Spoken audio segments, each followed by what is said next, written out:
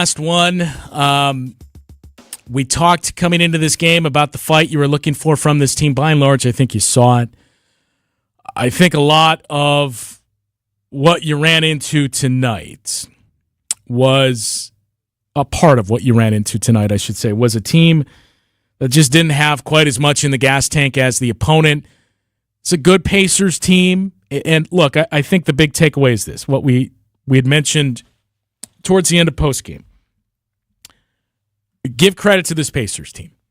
I know the elephant in the room here, and what we're all going to drift back to is, hey, there was no Giannis in this series, and that is true.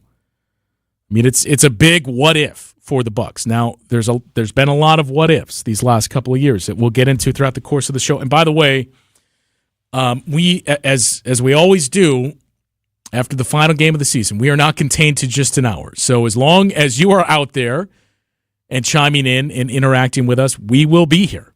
Whether that means 2 hours, 3 hours. I think last year with an 8:30 tip, I think we went until 2 or 3 in the morning. So we have all the time in the world to hear from you, your thoughts on the offseason, what needs to happen, your takeaways on this series, anything you want to get into. That is what we are here for one final time tonight. No Giannis obviously makes this probably easier to digest for a Bucks fan and say, look, if we had Giannis, we think this series goes differently. And I do truly believe that to be the case. But you'll never know. And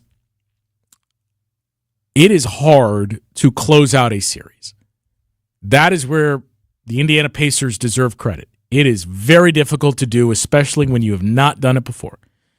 And I think you may have seen some of that in Game 5 at Fiserv Forum. Pacers responded very nicely tonight. For a young team that does not have a whole lot of playoff experience, they don't have any playoff experience collectively as a group. You wouldn't have known it watching this game. They were the team that appeared to be the one that had been there before. So while it is true, no Giannis is big. It's huge in this series. No Dame for 2 of those games is big. You can only play who's in front of you. The Bucks would not be apologizing if they were playing this series with those guys and against the Pacers team with no Tyrese Haliburton, Pascal Siakam. You just play the team that's in front of you and advance to the second round. And that's what the Indiana Pacers did. So for the second consecutive year, the Bucks season comes to an end in the first round of the playoffs.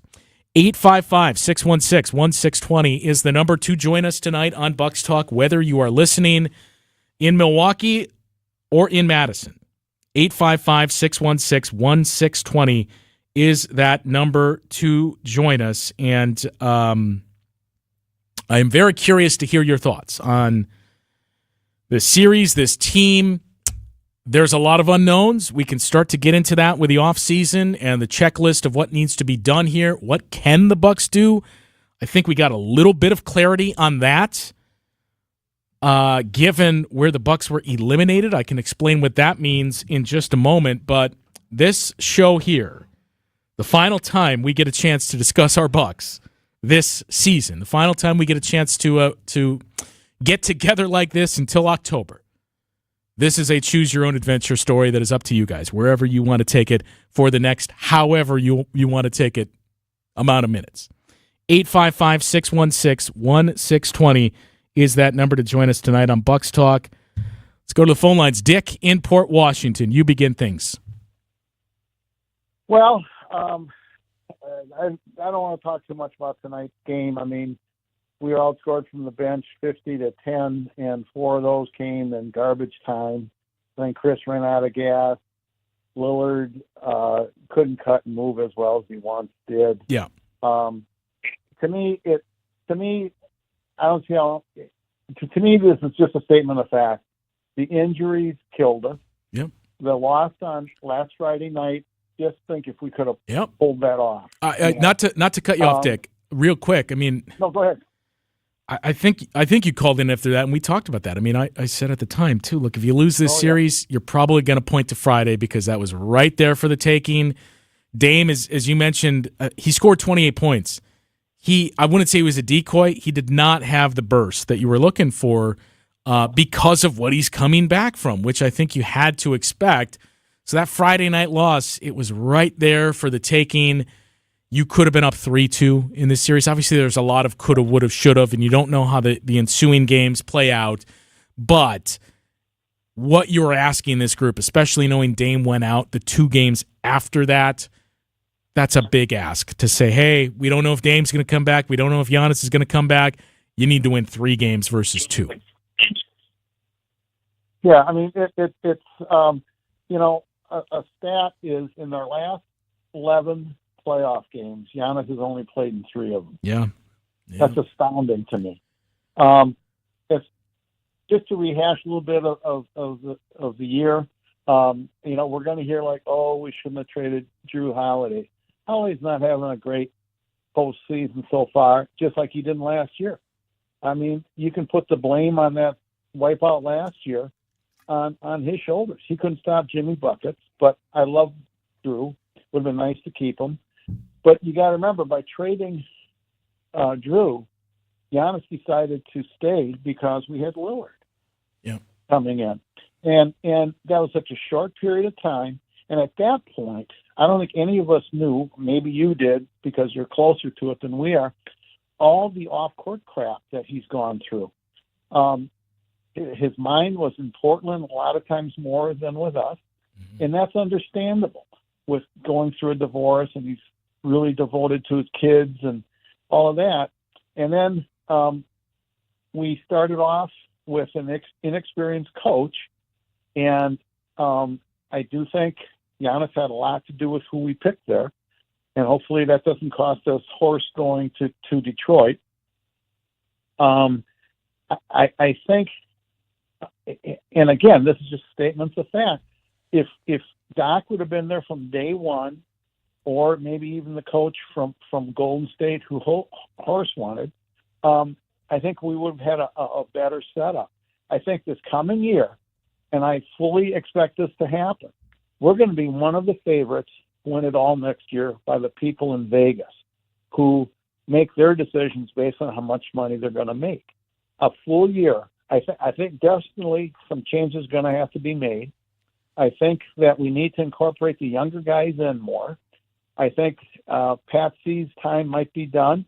I think, and this is heresy to say this, but what could we get for Bobby to get the team younger and to fill in the holes?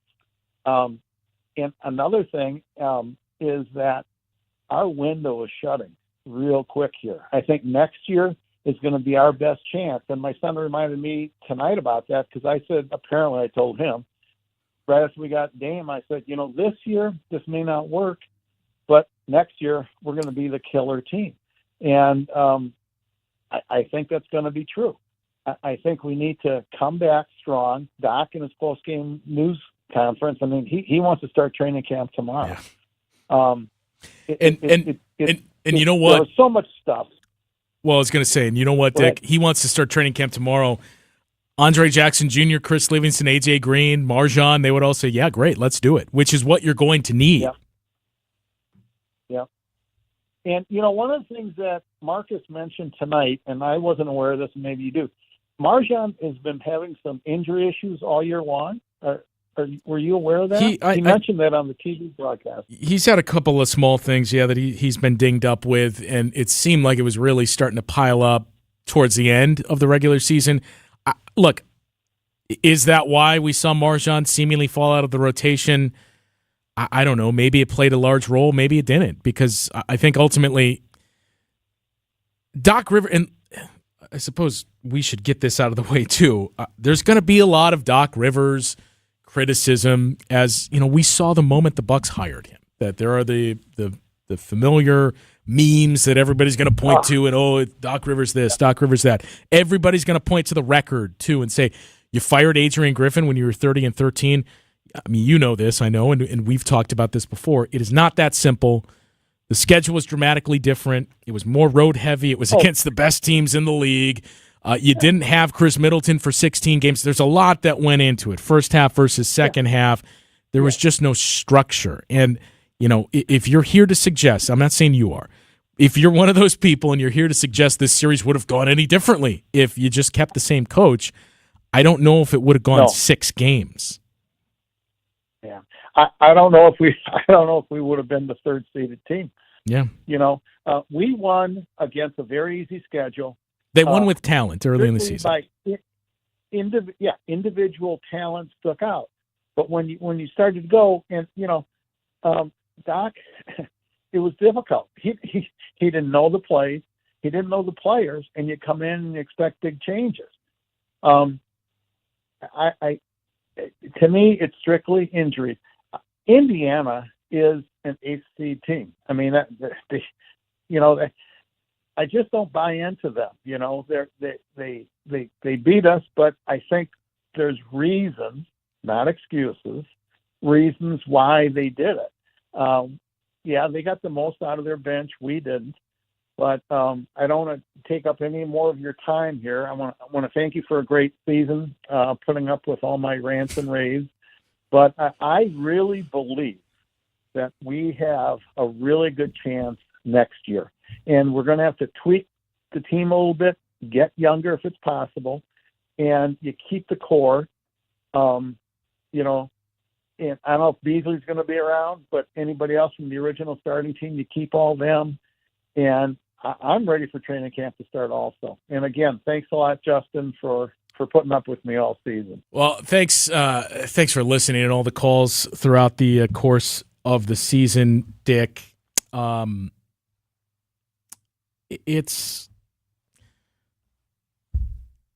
a lot of, I don't know where we even begin with the offseason, but let's closing out some of the points from Dick here. The Marjan thing, who knows if that was the reason why Marjan wasn't in the rotation, if it was just Doc is going to lean on and trust and rely on veterans. It was kind of the point I was starting to get to was it's not just Doc Rivers. Every coach is going to do that. You're going to lean on what you trust in the postseason.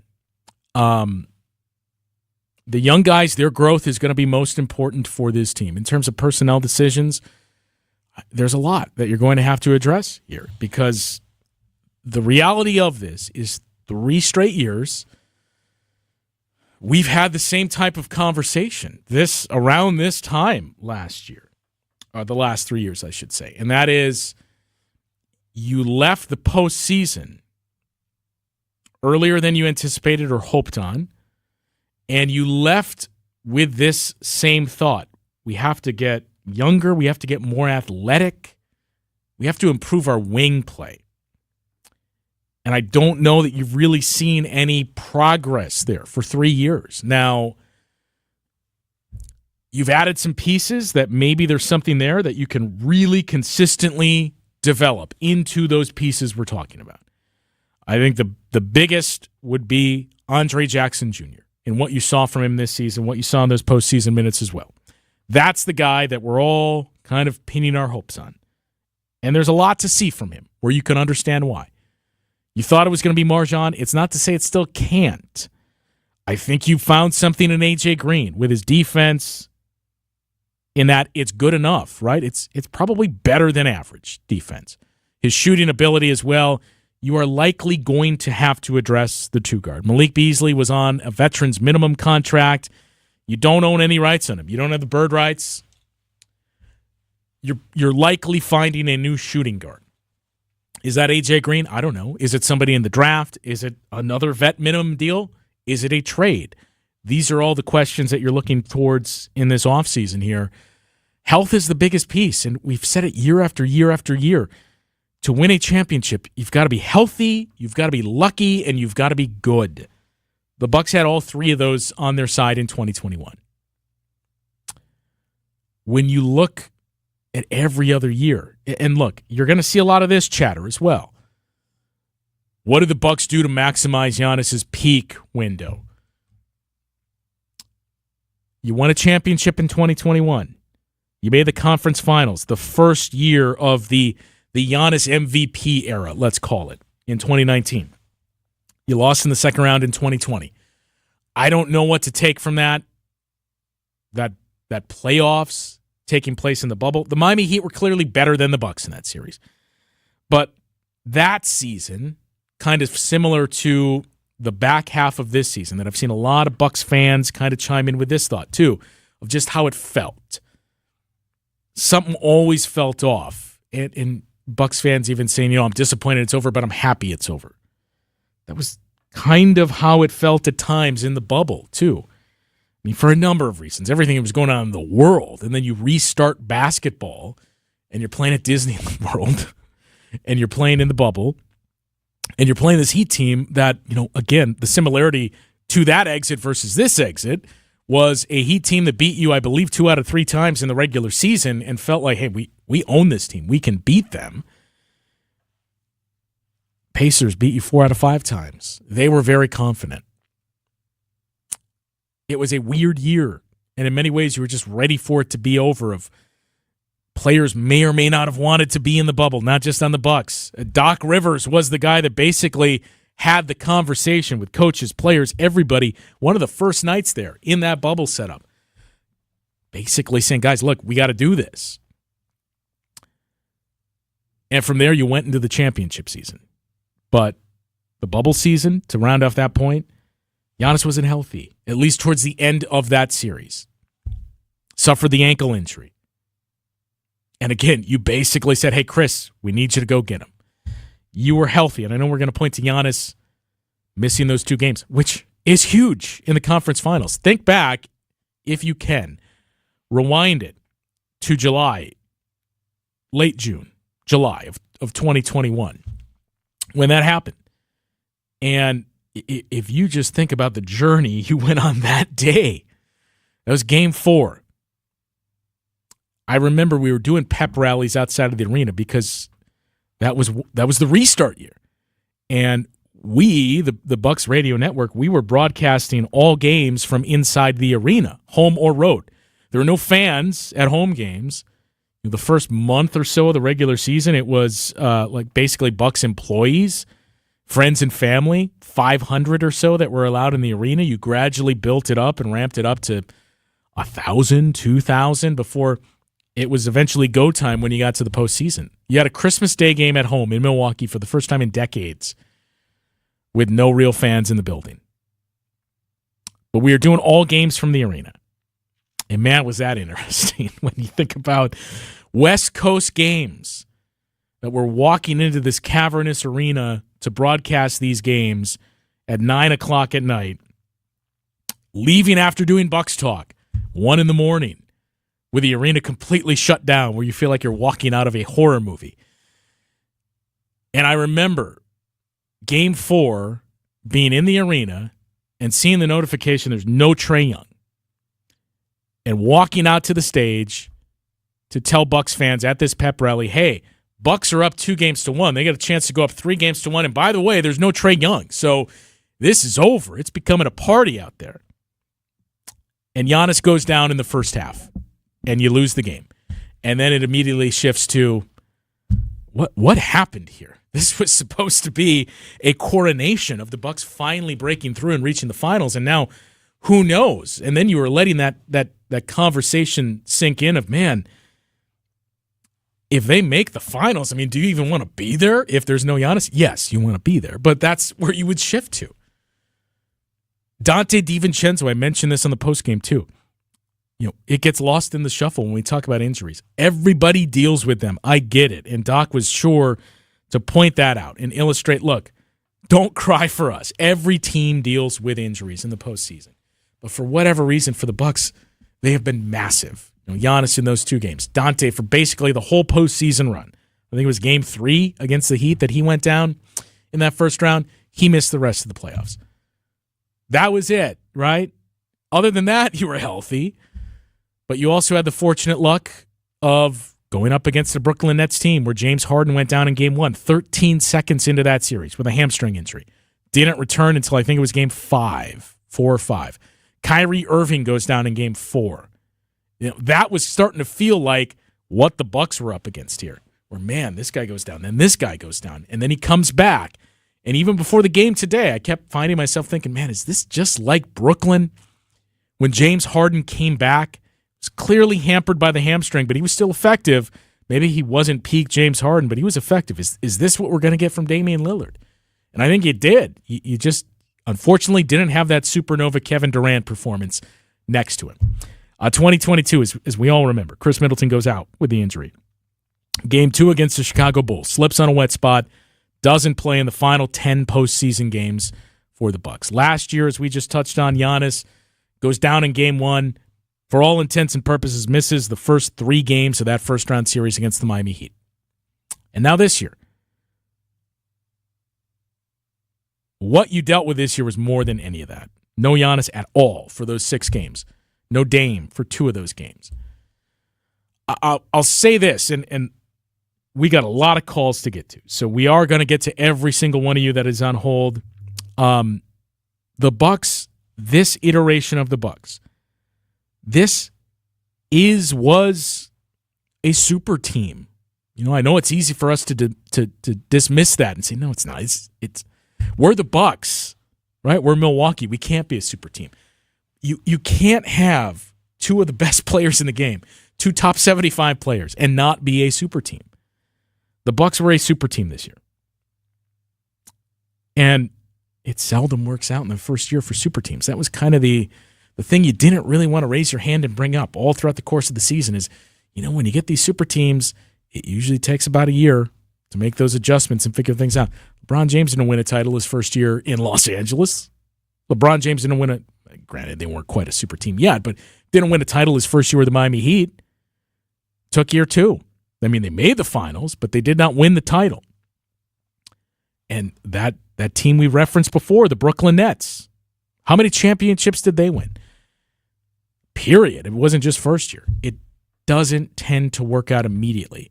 And that was the challenge of this season, is you hesitate to point out, look, next year, in all likelihood, is going to be the optimized version of this group because of the adjustment period, because of the fact that super teams take time. You throw in a new coach, and the fact that for the last 12 months, dating back to the first round last year, 4 different guys have been holding the clipboard and wearing the whistle on the sidelines for the Bucks. Bud, Adrian Griffin, Joe Prunty for 3 games in the interim process, and now Doc Rivers. So it was always going to take time. It's easier to accept and suggest that when your core is 25, 26, 27, right around where they were as you were approaching that finals, as you were starting this ascent. It's an older group, and that's the challenge they're up against is, next year is probably going to be the best version, especially of that grouping of Giannis and Dame. But that's a lot of pressure on next year.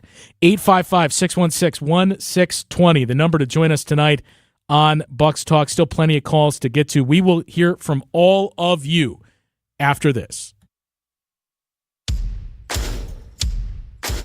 Metro Kia of Madison is Madison's trusted Kia dealership, and they are home of the 10-year, 100,000-mile warranty. If you're looking to purchase, finance, or service your vehicle, Metro Kia of Madison is the place to go. As always, at Metro Kia of Madison, you can enjoy 2 years of no-charge maintenance on any new vehicle. Browse their inventory and find this month's special at metrokiaofmadison.com. That's metrokiaofmadison.com. Find your new vehicle at your trusted Kia dealership today. Mike Greenberg is Greeny. People get pressured into, we need a quarterback. Just take this guy in the first round. One thing if you take the guy in the 5th round. You take a guy 3rd overall because you just want to make sure you don't come out of the weekend without a quarterback. To me, that is a huge mistake because you're going to waste a ton of time, energy, and resources trying to turn him into something you didn't think he was in the first place. Greeny, weekdays noon to 2 on 100.5 ESPN. I was rolling my rig on a Crescent City run with my hands on the wheel looking into the sun. With a flash, I became temporarily blind by a plate glass truck I was tailing behind. Next thing I know, I'm in the side of a ditch with a bent rear wheel and a broken off hitch. But I was hauling again in just a short while, 'cause Truck Star Collision is on my speed dial. Do you operate a fleet, whether it's heavy-duty 18-wheelers or medium-duty delivery vans? And does vehicle downtime make you cringe? Time is money, and a fleet vehicle on the sideline hurts because you need your fleet to be up and running 100% of the time. If one of your heavy or medium-duty fleet vehicles is out of commission, Truckstar Collision Center in Deerfield will get it back on the road quickly. Since Truckstar is a full-service facility, the complete repair is done in-house, saving you time and money. And remember, they're able to repair both heavy and medium-duty vehicles. Truckstar Collision Center, minutes off I-94 in Deerfield. Call 888-400-1002 or log on to truckstarcollision.com. Want to join the fastest growing home solar company in the nation and work in the fastest growing industry in the world? Everlight Solar has open positions in the Madison area and in their newly open Milwaukee location. As Wisconsin's largest home solar company, Everlight Solar offers great opportunities to gain new skills and advance your career. Don't miss the chance to join the Everlight Solar team. Visit everlightsolar.com to apply today. Save money, save the planet, and start with Everlight Solar.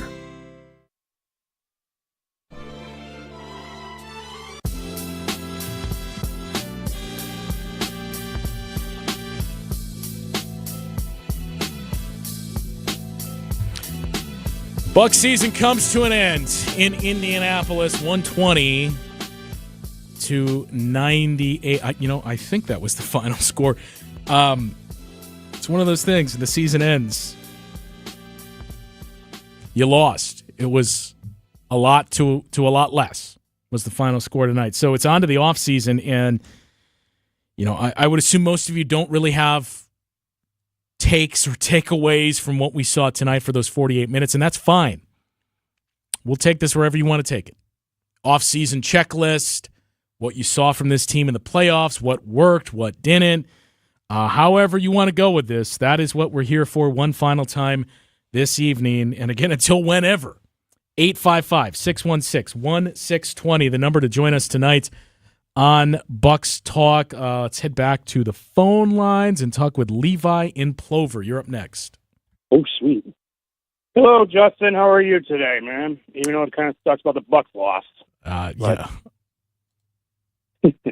But, well, I had a feeling tonight it was going to be a loss, but during the TNT telecast, I saw something that's coming for the offseason that the Bucks for salary cap is like $68 million over the cap. It's like the 10th worst in the league coming into for this offseason. So I wanted to have your opinion. Like, what should they do, like for the offseason, like if they could try to make some enough cap space, or if they can to get a little younger and have to trade some of the big key pieces. Because I want to know. That's my. I just want to ask you that. So. You have a good night, my friend. Yeah, you too. Thanks for the call. So, look, I would assume that is what most of you are going to shift this towards. And, I mean, I'm fine with taking it there. We don't have a whole lot of clarity. We won't until we get deeper into the offseason, closer to the draft is when I would assume a lot of things to pick up for the Bucks. But starting with the salary cap, I mean, look, just about all teams are over the salary cap in the league. That's the thing to really remember here is it's not the cap so much that you need to be cognizant of. It's the luxury tax and the aprons.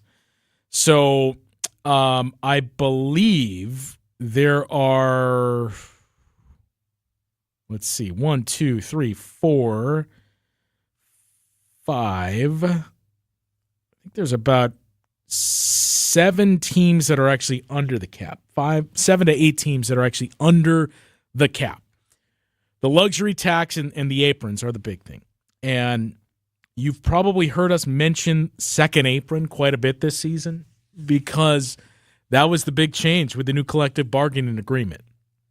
So the second apron is meant to basically level the playing field and bring in parity.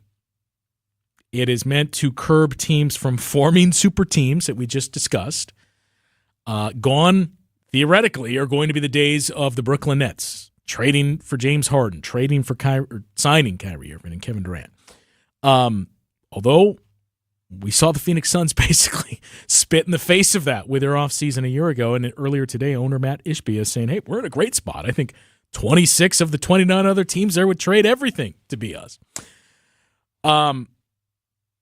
I believe the Bucks, and we can get into the details of it, but I believe the Bucks are actually going to avoid the second apron, which we did not think would be possible with the Damian Lillard contract, the Giannis contract. Giannis's contract next year is a $48+ million. Damian Lillard's deal, same thing. Both he and Giannis are on the Supermax at $48.7 million. Chris Middleton is making $31 million next year. He has a player option for $34 million the year after that. Brook Lopez is making $23 million next year. And that is it for him. He is a free agent after that.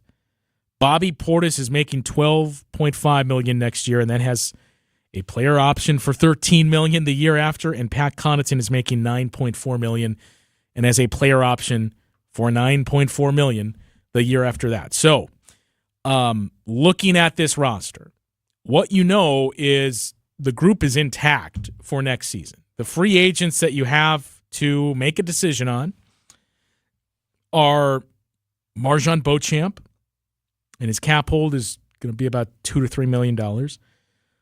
Jay Crowder and Malik Beasley. Pat Beverly is a free agent as well, and Thanasis. Those are your free agents for next year. A.J. Green and Andre Jackson Jr. have their rookie scale deals that you can pick up. I would assume the Bucks do. Same story for Chris Livingston, and Danilo Gallinari, for that matter, is also a free agent. So of the core, Giannis, Dame, Chris, Brook Lopez, Bobby Portis, Pat Connaughton, Marjon Beauchamp. I think I said he was a free agent. He is not. Of that group, you have all of them under contract for next season. It's Jay Crowder, Malik Beasley, Pat Beverly. It's the vets. Those guys, the bench, is, I think, what we would all agree you need to reshape. Now, I mentioned the Bucks very likely to avoid the second apron. What the second apron means, we can get into that a little bit later, but the Bucks are likely to avoid it because they lost tonight. So reaching the second round would have triggered bonuses for Chris Middleton, and because he is not going to get those, the Bucks are going to come up just short. The last I checked here, they are going to fall short of the second apron by just under $600,000. That is as close as it gets. As of this moment, projecting all the guys that they have under contract for next season, they're about $5 million under that second apron level. But again, remember, that is just with Giannis, Damian Lillard, Chris Middleton, Brook Lopez, Bobby Portis, Pat Connaughton, and Marjon Beauchamp under contract. 7 guys. So you're under the second apron level for the next season, but you're not going to stay there once you get into July and rounding out this roster. So what that means is it gives you more wiggle room and leeway to do things this offseason. That is going to be gone next offseason. So it puts even more importance on striking the right moves and finding the right pieces this offseason. The second apron, if you are in that, you cannot aggregate contracts in a trade. So in other words, we mentioned all those contract figures. This is not me saying any of these guys should be traded and yada, yada, yada. With that disclaimer out of the way, if you are in the second apron, you could not say, okay, we are going to package Pat Connaughton and Bobby Portis. That would put us at about $22 million in contracts going out. We're going to package that, and we're going to trade it for a player that's making $20 million or 22 or 23, because you can take back 100 and I think 25, 115% in trades. If you're in the second apron, you can't do that. It is 1 for 1. You can trade one guy that is making $22 million and bring in a guy that is making $22 million. It limits the amount you can bring back as well. So, as I said, most cases you can trade and you can bring back 125% of that value.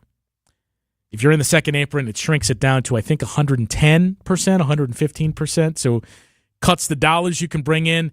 It restricts you on ways you can bring in those dollars. You can't group up contracts. You got to do those one-for-ones, or you can trade one and bring back smaller pieces. You can't send out cash, so we see this a lot at the draft. As we mentioned, you'd like to get younger. You'd like to get more athletic. Well, how do you do that? You'll see a lot of teams trading cash for a second-round pick or a late first-round pick. You can't do that if you're in the second apron.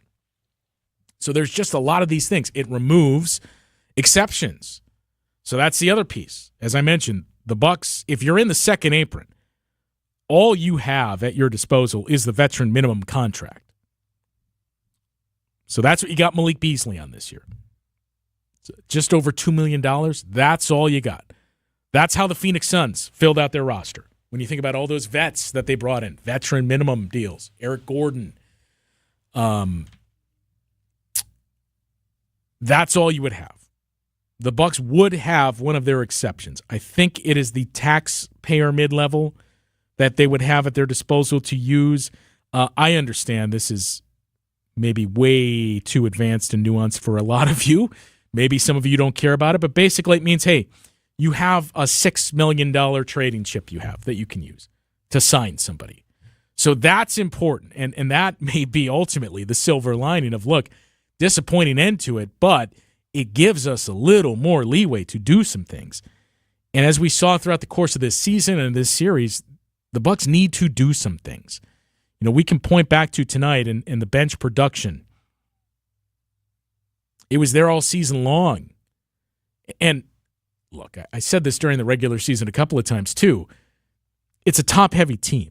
You know, when you trade for Damian Lillard, you're not expecting your bench to be a productive bench in terms of scoring. You need that productivity elsewhere, right? They have to be productive defensively. Think back to the early days of Bud when the Bucks were on this ascent as one of the better teams in the league. Their bench, their productivity was defense and not giving up the lead. It was never scoring. I mean, the last time the Bucks had a real scorer off the bench, Bobby Portis, but before that, it was Greg Monroe. But you need some of that, right? You can't keep going through these stretches where the bench for the opponent is outscoring you 40-10. And tonight it was, 50-10, I think? Tonight it was 41 for McConnell and Obi Toppin. But athleticism, that's the big thing. And what the Bucks choose to do with that first-round pick this summer is going to be very interesting to me as well, because they can trade it. They can trade it on draft night. But do you need to keep it? As we said, you need to get younger. You need to get more athletic. They have a pick swap with the Pelicans this year, and they finished 2 to 3 picks apart. They owe their first-round pick next year. And by way of other deals, it is going to the New York Knicks. They have a pick swap with the Pelicans once again in 2026. So if the wheels fall off, and remember, that would be after this upcoming season, when I mentioned Chris Middleton's in a walk year, he can decline his player option. Same for Bobby Portis, same for Pat Connaughton. Brooke Lopez comes off the books as well. And then you go into that draft. And they have a pick swap with the Pelicans. 2027 first-round pick. That goes to the New Orleans Pelicans as part of the Drew Holiday trade. And then you're done. Then you finally conveyed everything in that deal for Drew Holiday. 2028, you have a pick swap with the Portland Trailblazers from the Damian Lillard trade. And that is after those deals have come up. So it's going to be interesting to see where the team is at then. 2029, your first-round pick goes to the Blazers. And in 2030, you once again have a pick swap with the Portland Trailblazers. So you don't control your first-round assets. All of them have full control of it, I should say, until 2031. 7 drafts from now. It's not that you don't have first-round picks. There's 3 years in between now and then where you will not have a first-round pick. So that puts even more importance on hitting it with that pick, whether it is finding a player that you can develop and become a part of your rotation or in a trade. If it's taking one of those contracts, adding maybe a younger player, adding a first-round pick, trading it out for one or two pieces that you know can help you now. But that's going to be, I think, the first big date to circle on the calendar that week in the NBA draft. What the Bucks decide to do with that first-round pick. 855-616-1620, the number to join us tonight on Bucks Talk. Let's squeeze in one more call here before the break. Joe in Madison, you're up next. Hey, Justin. I have a question. So who do you think the Bucks should get? Because we obviously need to address the two-guard position. Do you believe that we should stick with AJ Green? And then also, who was the Bucks' backup point guard this year?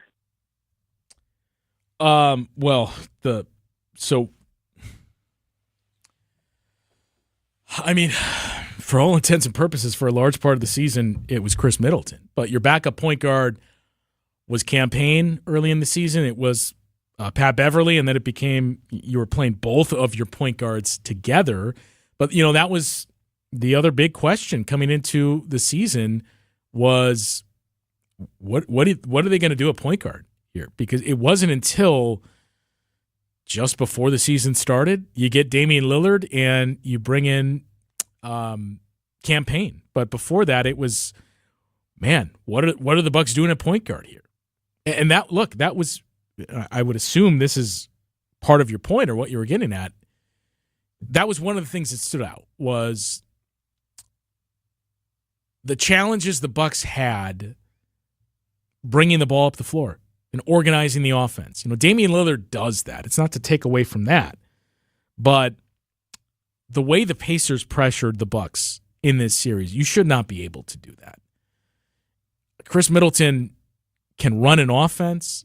I'm not in the, man, Chris can't handle the ball and Chris is a turnover machine, but Chris Middleton is still not a point guard. You feel comfortable with him handling the ball and running things, but he's not a point guard. And what the Pacers were able to do, again, it kind of had to do with the Bucks not really having a true ball handling point guard out there at large portions of the series when Dame went down, but also an older group that needed an influx of youth. I don't think it is coincidental that we saw Andre Jackson Jr. is the only guy that was unfazed by that pressure from the Pacers in the backcourt, being picked up 94 feet and being really the only guy that was consistently able to get the ball across midcourt without the Bucks coming close to an 8-second violation.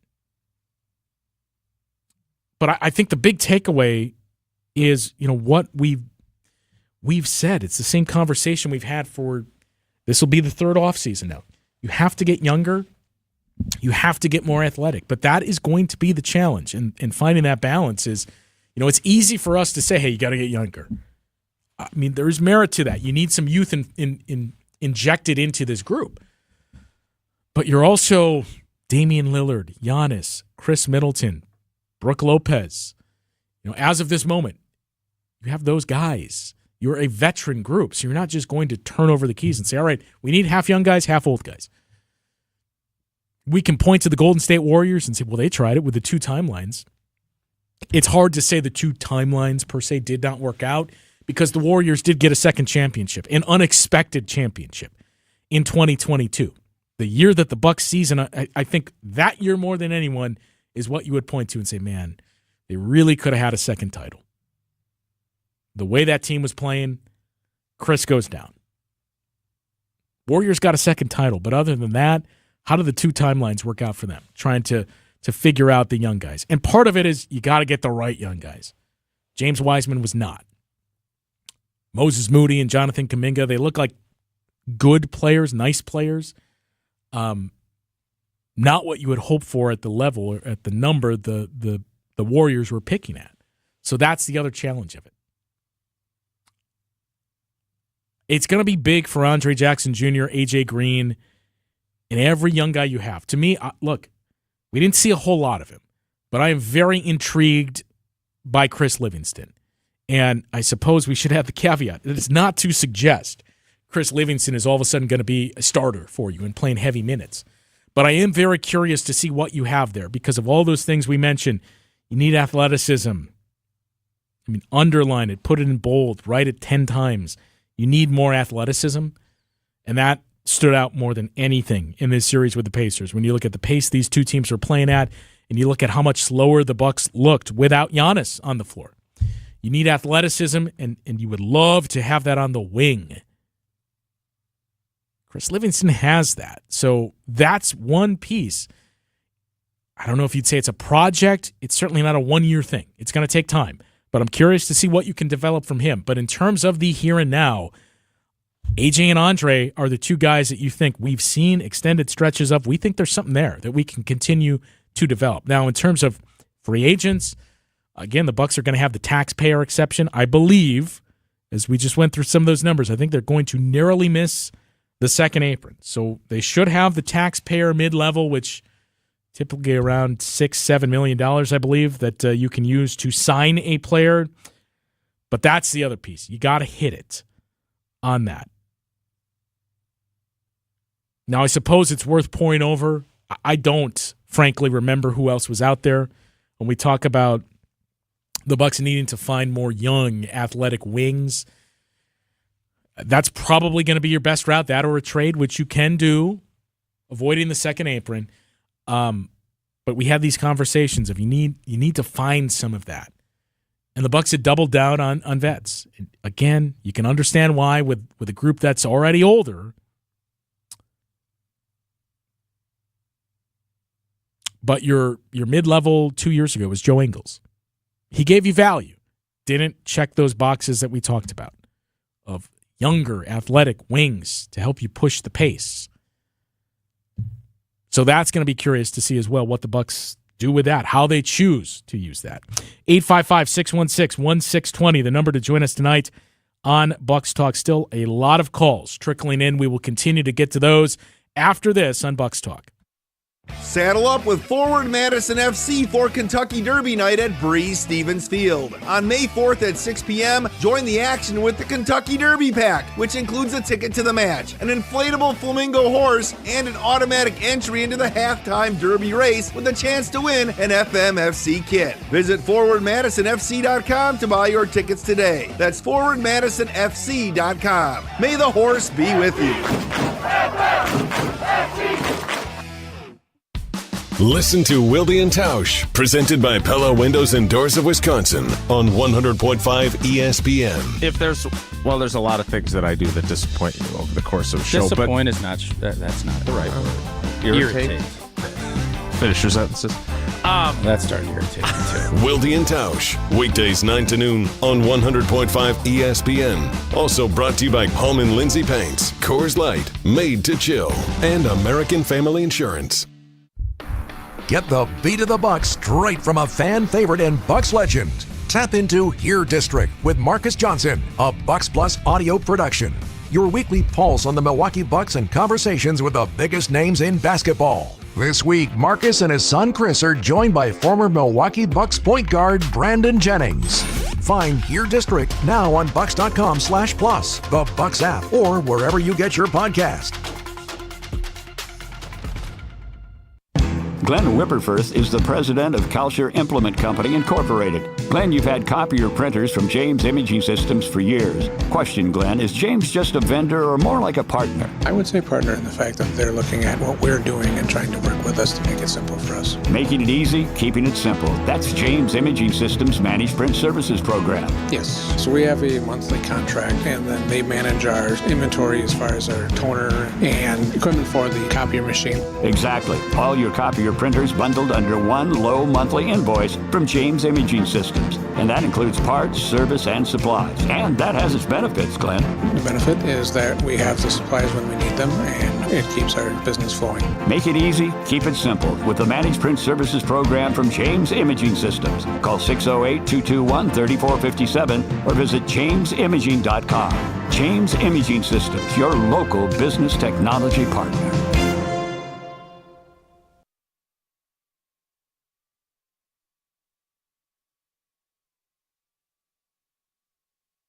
This is Bucks Talk.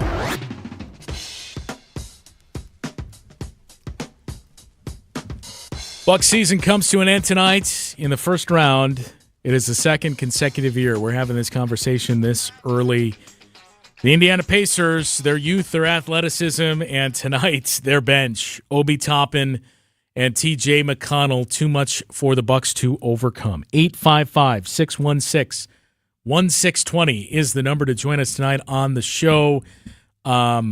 Still a handful of calls trickling in. As I said, we're going to get to every single call that comes in tonight, since this is our last chance to gather in this setting until October. But we will get to every single call that comes in, so long as you're willing to wait on hold. And any text that comes in as well, as I see a few coming in here now. Am I disappointed? Absolutely. Am I surprised? No. This team was never consistent enough to be a serious contender. Reload around Giannis, Dame, and Chris. And I do think, as that comes to us, I believe, from the Madison area, I think that's probably the feeling of a lot of Bucks fans. You were disappointed.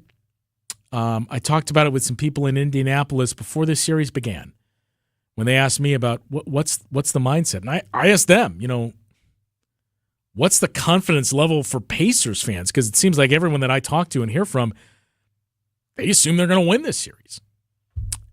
And when I was asked, what's the outlook for Bucks fans, it seemed like, I don't really know. This is the least confident Bucks fans have been going into the postseason since they started to put themselves in that conversation as one of the elites in the league.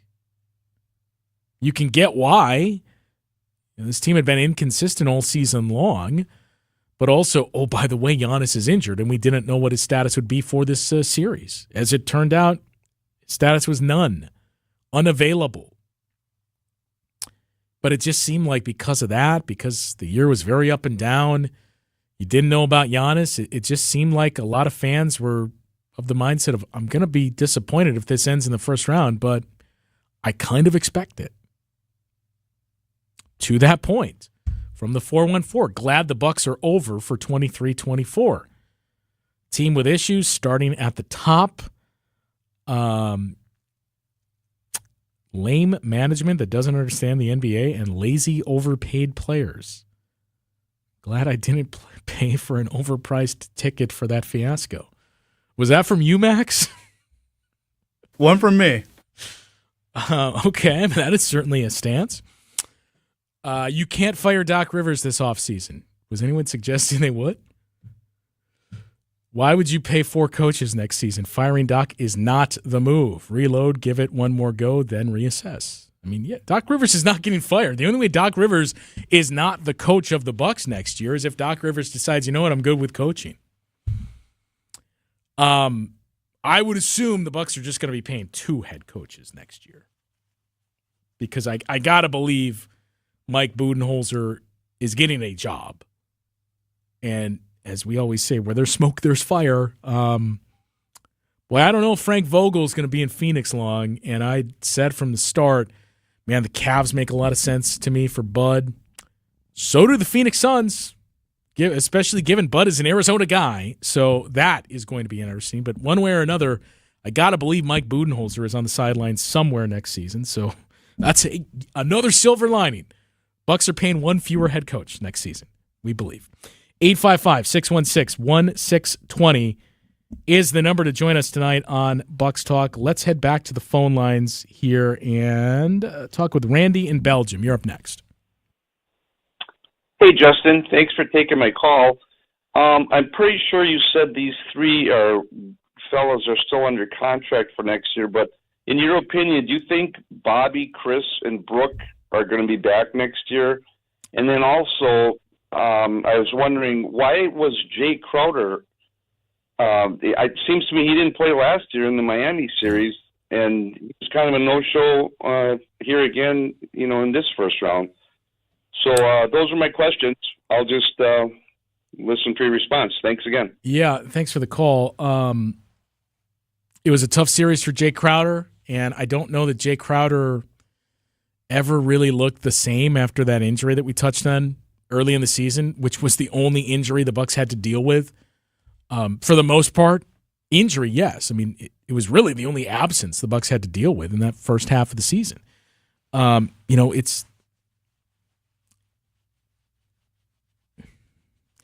He's a 3-and-D player, known for that.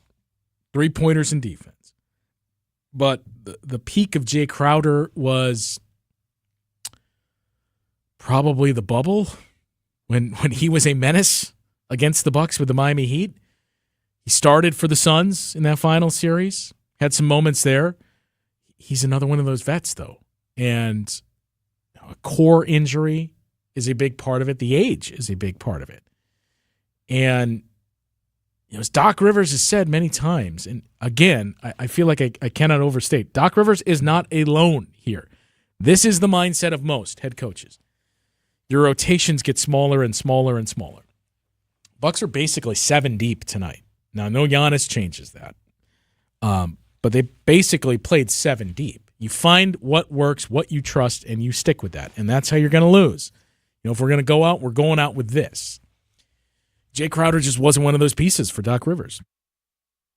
Wasn't last year either, as you pointed to in that series with Miami Heat. I mean, I suppose that's the one you could point to more and say, well, could we have tried something on Jimmy Butler? Maybe Jay. We saw a couple of Jay minutes against Jimmy Butler. From what I recall, it wasn't great. Nobody was, in fairness to Jay Crowder. But he's one of those pieces that we talked about with the bench. If it's not scoring, you just need that consistent, reliable defense. I think more than anything, you need playmaking. You need youth. You need playmaking. That's the big piece. You need something to keep the offense moving. The last question that you had, look, I don't particularly like to get into the conjecture business, especially when it comes to players' jobs. I mean, I would be stunned if Chris Middleton is not a part of this team next year. I mean, if for no other reason than you saw the value through these 6 games. You saw he can still give you that. Now, it's a year older, and again, that's going to be the challenge of everything here. But there's also the connection to Giannis. And I think you saw a glimpse at how it makes sense with those 3 guys. The big thing is, how do we keep him healthy? And I suppose one of the conversations, once we get to see this roster laid out, which we are months away from, but I suppose one of the bigger conversations should be, hey, look at what Miami does. Maybe that's what the Bucks need to do. Fans aren't going to like it in the regular season, but if it's 3 straight years of this, maybe that's what we need to do. If Giannis, I think we're going to need you to play 67 games. 66. We're going to need you below that threshold even. Let's just make sure you're healthy for the playoffs. The other ones, who's to say? I don't know. I think those are going to be the names that you hear brought up the most. Brook Lopez and Bobby Portis, because it's not just it's not like it's an indictment on their playing. I think the big thing is when you look at the contract size, you're going to look at 3 names. Those 2 guys and Pat Connaughton, because those are the guys you have on the bench or not Giannis, Dame, and Chris that make the most money, that could bring back the most in terms of contracts. The other part of it is Bobby Portis is due for an extension this offseason.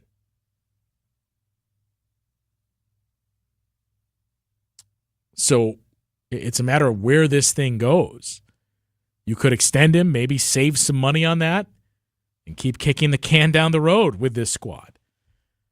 Where then you're all of a sudden looking at the 25-26 season where you know, okay, we got Giannis under contract, we got Dame under contract, we theoretically have those young guys under contract.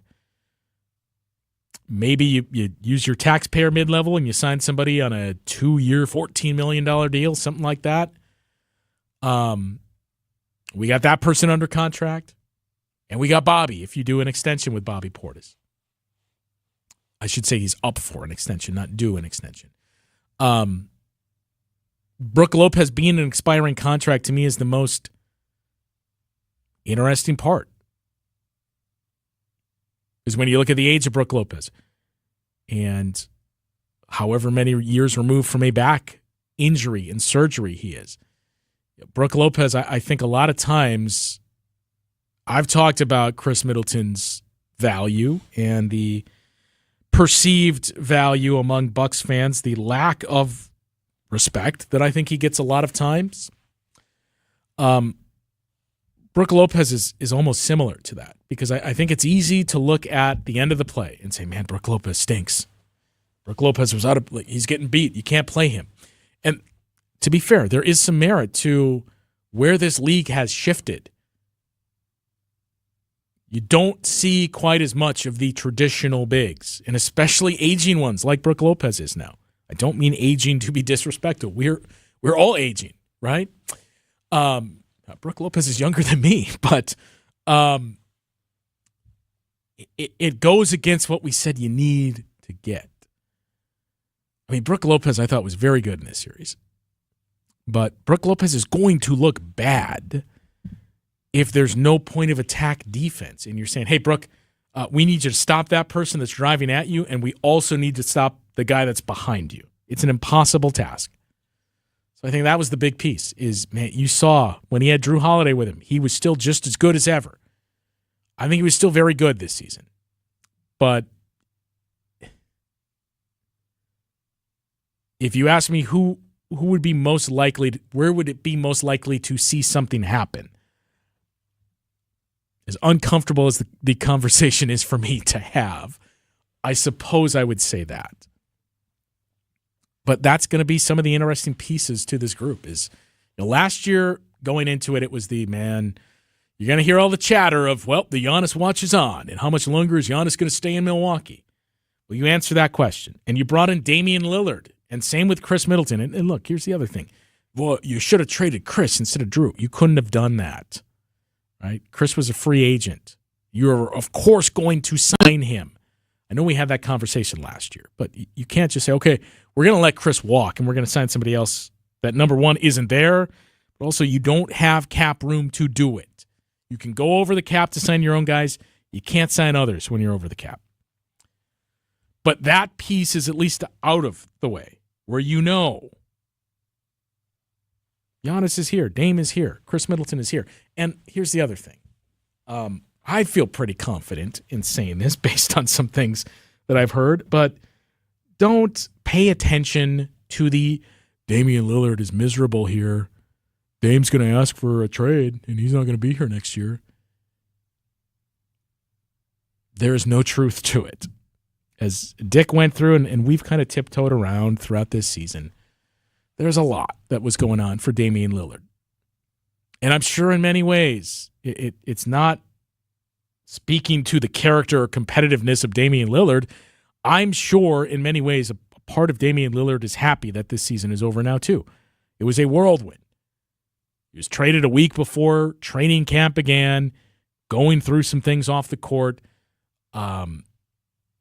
away from his family, having to go back and forth and deal with things. This was a lot for Dame too. So I think in many ways you just need that reset. All right, let's regroup. I know we said this last year, and that's the other thing. Giannis had the tweet last year. I hope he doesn't do it this year because he's going to get mocked and ridiculed if he does.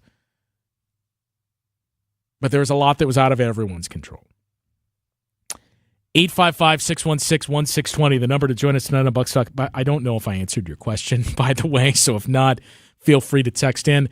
I mentioned that text about the Doc slander or question about firing him. My previous comment deals with paying out prior contracts of prior deals. Aren't we going to owe money in 2024-25 for Bud and the Griffin deals? Yes. They're going to owe money for both of those guys unless they get a head coaching job or a job that would offset it. As I said, I would assume Bud is going to get a job next year. So we'll see. But, yeah, it's a lot of money going out on the coaching staff for the Bucks. 855-616-1620, the number to join us tonight on Bucks Talk. Let's squeeze in one more here before we take another break. Let's talk with Jim in Milwaukee. You're up next. Hey, Justin. How are you tonight? Good. How are you? Good. All things considered, I guess. Hey, I just want to thank you for keeping us informed and keeping it interesting this year, and especially tonight. I was kind of thinking the Bucks would look a lot different next year, but sounds like the core is going to be there, so that's not the case. But that wasn't really called to talk about. I just wanted to talk about what a great announcer we have on the radio. This year, I ended up spending more time, it seemed, in the car listening to the Bucks than watching the Bucks on TV. And I really got to, enjoy and appreciate David Kane. Just love the way he calls the games, the way he describes it, the stats and things he puts up to back things up or to expand on it. And then every once in a while he throws out a great phrase. And I would have to say my favorite of the year was in the playoffs, the shot clock was winding down, and Dame dumped it off to Lopez, and Lopez shot and missed. And the way he described it was Dame tossed a hand grenade to Lopez. I thought that was a great phase, and I just really, really enjoy the way he calls a game. I told him to say that, so you're welcome. What if I told you he's a jerk in real life? I don't have to deal with him in real life. I don't have to deal with him in basketball. But I'd say that surprises me. Because usually the jerk will come out in the broadcast. Yeah, so. I mean, that is, well, you'd be surprised. You don't always catch it, but no, that is definitely not the case. True. Right. Some people can do well at hiding that. But I think he's great. Like I said, I was doing more this year than I ever had before, and surely love the way he calls the game. And I'm almost starting to prefer it to the TV, I would say. We are very lucky to have him. He is very, very good. I would agree with you there. In terms of the other things that you brought up, look, the core, I do think the core is going to stay the same with those three guys. What happens beyond that, I don't know. I think you lost in the first round 2 years in a row. There's a lot more you can point to this year, and I think the tricky part is, I forget how she phrased this, but Camille Davis, who I work with on Locked On Bucks, had mentioned when we talk about 3 years in a row of injuries really telling the story, unfortunately, for the Bucks in the postseason. There's a fine line between excuses and reasons.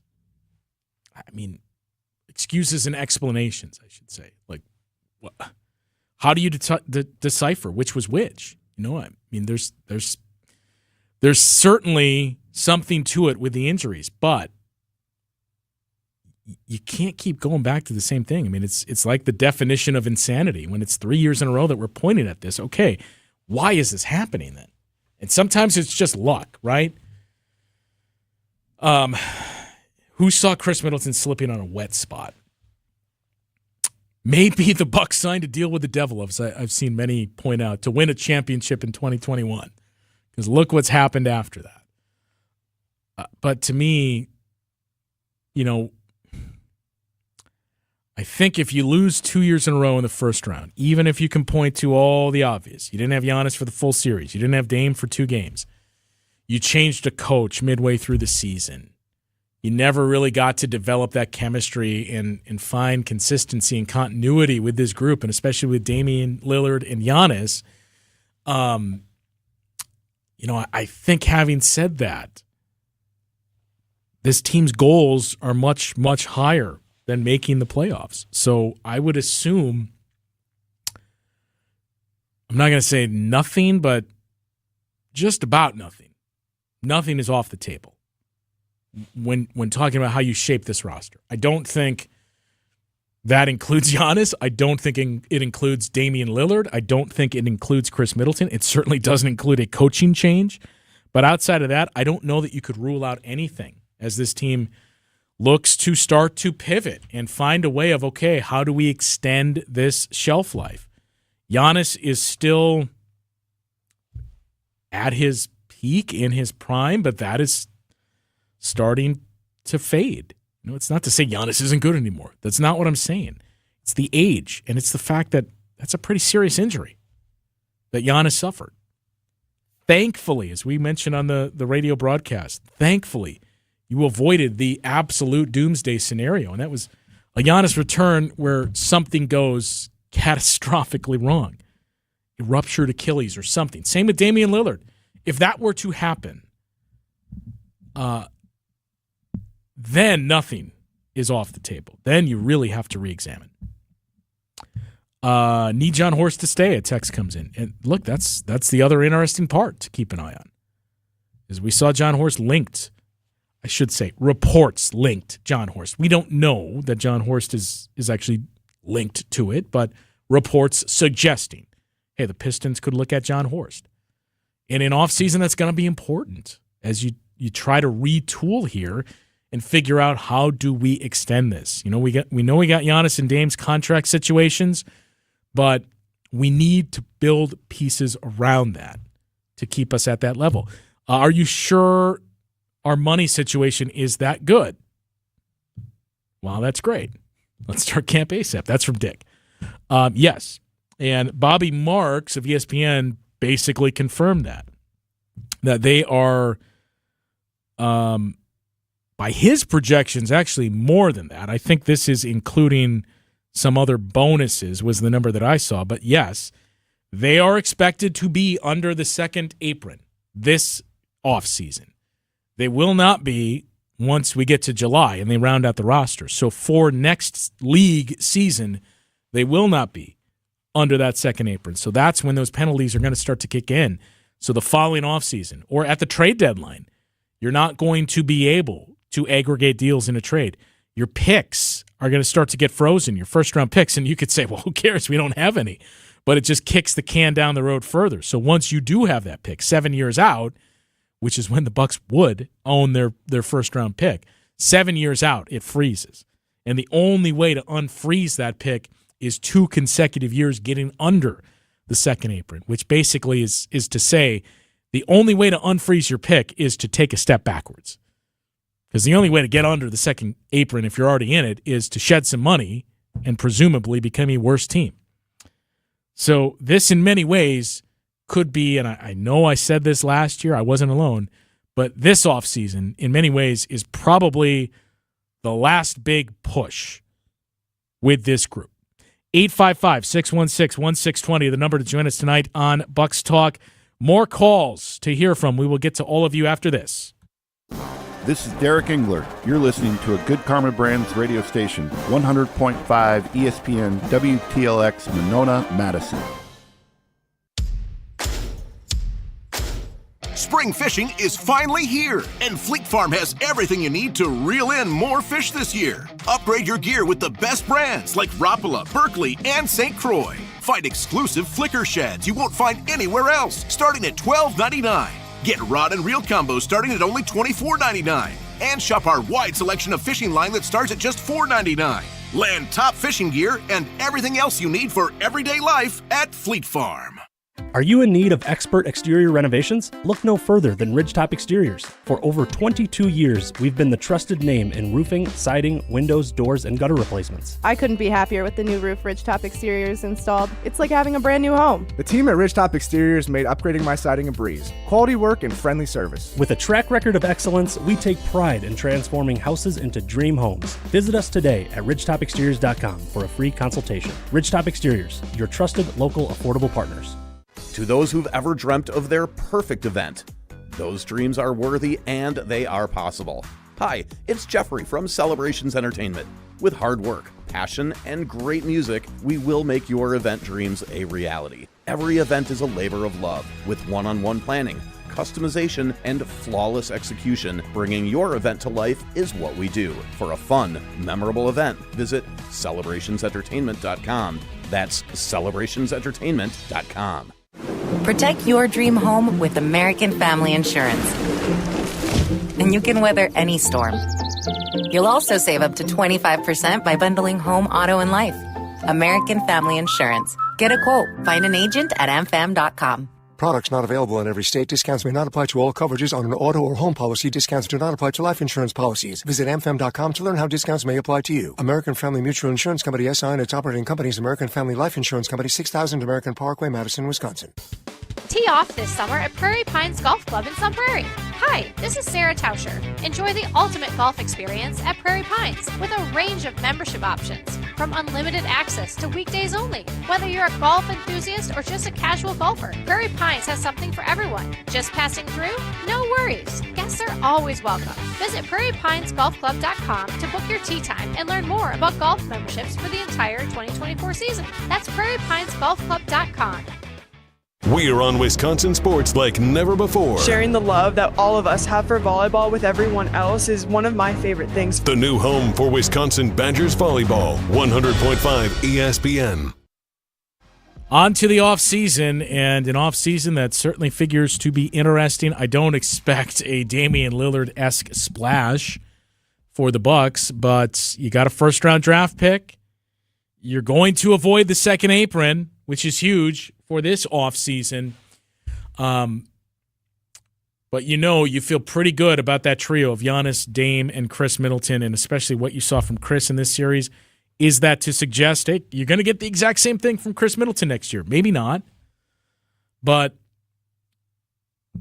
what helps Chris Middleton more than anything is the fact that he is now your third guy versus the number 2 guy, the guy that has to carry the half-court offense, assuming you can stay healthy. Everything else, who knows? As we just went through the contract situations, I think it's 7 players you have under contract. Most of the free agents, all of the free agents for that matter, are the vets and the guys that were coming off the bench or starting late in the season. Pat Beverly, Jay Crowder, Danilo Gallinari. That's the type of free agents that you have. So that's the good piece. When last year there was, you got all these pieces. You got Chris Middleton. You got Pat Connaughton. What is it going to mean for Giannis?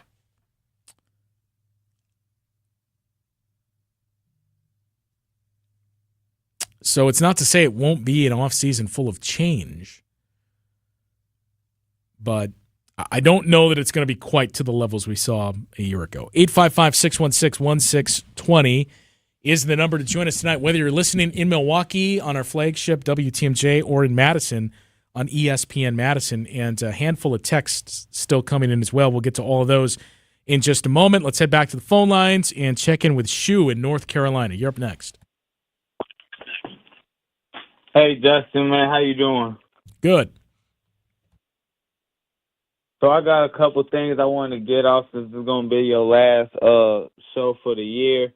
My thing is, what happened to the minutes for Andre Jackson, and what does Doc Rivers have against young players or getting them ready for the postseason?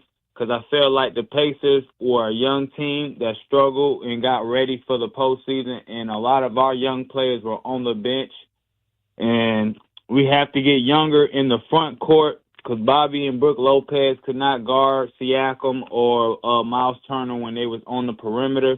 They was too scared of the blow-by, so they was giving up a lot of open threes.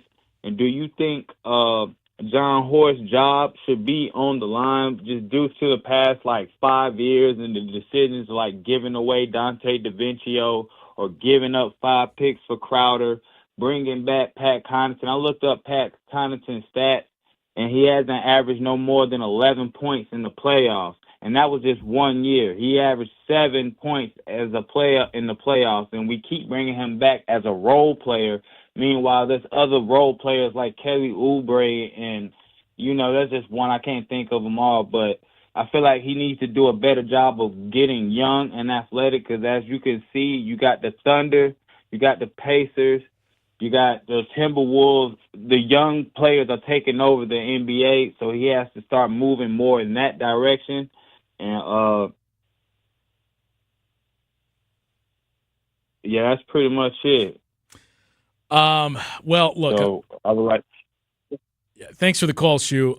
I'm not going to dispute that they need to get more athletic on the perimeter, especially. Front court, sure, there's some merit to that. I think it's hard to say, man, they need – you have to point this out. You can't mention one without the other. Did Bobby Portis and Brook Lopez struggle defending on the perimeter? Sure. That's also not their strength. That's not what they're out there for. And Pascal Siakam got going early in the series. I thought Bobby Portis did a pretty good job as the series progressed on him. Brook Lopez, again, I thought he did what he was asked to do. You know, I said it. There's two things that I really struggle with and hesitate to do. For the obvious reason of my connection to the team and the awkwardness of suggesting, hey, you got to trade this player, you got to trade that player, you got to cut this player. You're never going to hear me say that. Maybe it's a cop out, maybe it's not what you want to hear, but it's just not what I'm going to do. The other one is, really, really digging in and criticizing coaching and schemes for the most part, because there are some times where it's pretty evident and apparent of this worked, this didn't. I mean, you heard me on another platform today talk about Doc Rivers' strengths and the fact that, look, I know there was a lot of LOL Bucks when they hired Doc Rivers because of the playoff track record and the 3-1. Man, if for no other reason than for Doc Rivers to win a series trailing 3-1, you really wanted this, to extend this to Milwaukee and win this first-round series, even without Giannis, even if it meant you're not going to have Giannis for the full playoffs. Who cares? Just let Doc Rivers get this. But look, the reality is this. I point this out every time someone will ask about assistant coaches. And we got a text too asking about Darvin Ham. We'll get to that in a second. But every time somebody asks about assistants, who are the assistant coaches you need to hire? Or what? Who are the best assistants? We don't know. You can look at Brook Lopez getting beat on a play by Andrew Nembhard, for example. What was Brook Lopez supposed to do on that play? Do you know? Or did we just see the tail end of Andrew Nembhard beating him into the paint and scoring? Was somebody supposed to contain? Was Brook Lopez supposed to be up more? Was Brook Lopez supposed to be back in the drop, protecting the paint? We don't know. We can assume. Sometimes you do know. Sometimes you can piece it together and say, well, here's what the Bucks do. We've heard Doc Rivers say this. And Doc Rivers, frankly, will candidly tell you after the game what was supposed to happen. But we don't know. And especially with schemes and coaches, you don't know what was called, right? You don't know what the responsibility of each of those guys was. And it's no different with assistant coaches, right? Everybody loved Charles Lee. I'm not saying Charles Lee was bad. We don't know what Charles Lee was responsible for. The Bucks had a very good staff, and I think that is notable. And I think they have one now. It was an untested, unexperienced staff to start the season. And I think there was frustration there. You can't say the same now. I don't see any real wholesale changes. I'm sure there will be some thinning of the bench. Doc has alluded to that quite a bit. It's a lot. They got a lot of assistants, right? When he inherited a family and he brought his guys with him too. 3 assistants along the way that Doc brought in. But it is a good staff now. I truly believe that. When you hear from some of these guys, when you see their proven track record. Dave Yeager was a head coach.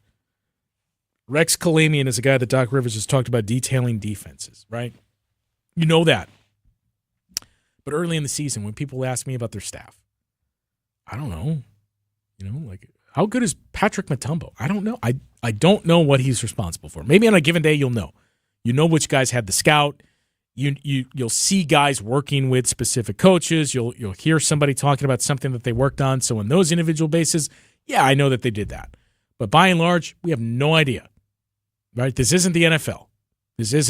That's their offensive coordinator. Now, there is some of that with Rex and with Dave Yeager, but not with the rest of these guys. It's not, this guy runs the defense. This guy runs the offense. This guy works with the point guards. So there's a lot of ambiguity. And that's really, to me, at times what can be difficult. When I'm not criticizing you guys. I get the knee-jerk reaction. I get the fan reaction. But it's not always as simple as seeing what your eyes tell you, this guy stinks, or this guy blew the play. It's not always the case. Go back a couple of games ago. Doc Rivers talked about this specifically in Game 3.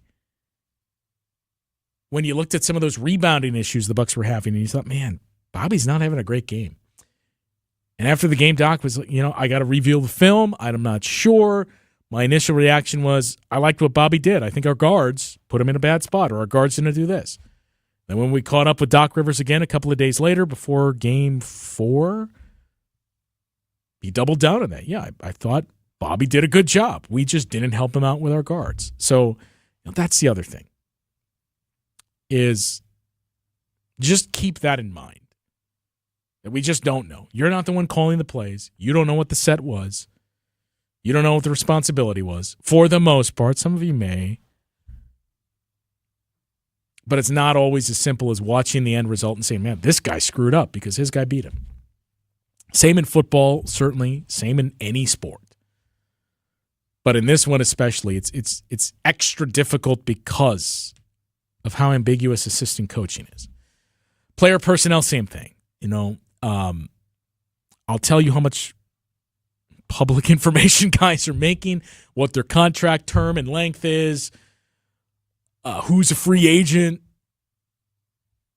I mean, I'm not going to say the Bucks need to trade this player. They need to trade this player. I'm done with this player. I don't know what to expect in this offseason, is a long story short. I don't expect any knee-jerk reactions here. I do think, again, it depends on how you choose to view this. You could say, we can't have this conversation year after year. Something needs to be done. Maybe. Or you could say, look, I know it was an up and down year, but I will tell you this. I do know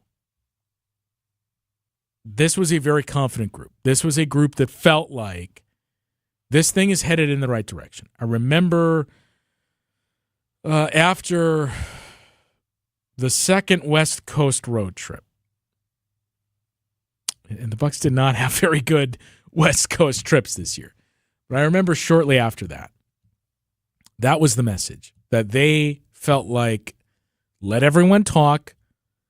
We know what we're doing is working. We know it's working better, I should say. The defense was certainly better. Maybe it wasn't quite to the levels that we saw those first 10 or so games under Doc Rivers, but by and large, the defense was better since that change. Was it good enough? That's an entirely different conversation. Injuries were a part of it, but I do know this team felt very confident and liked where they were headed and liked playing for Doc Rivers.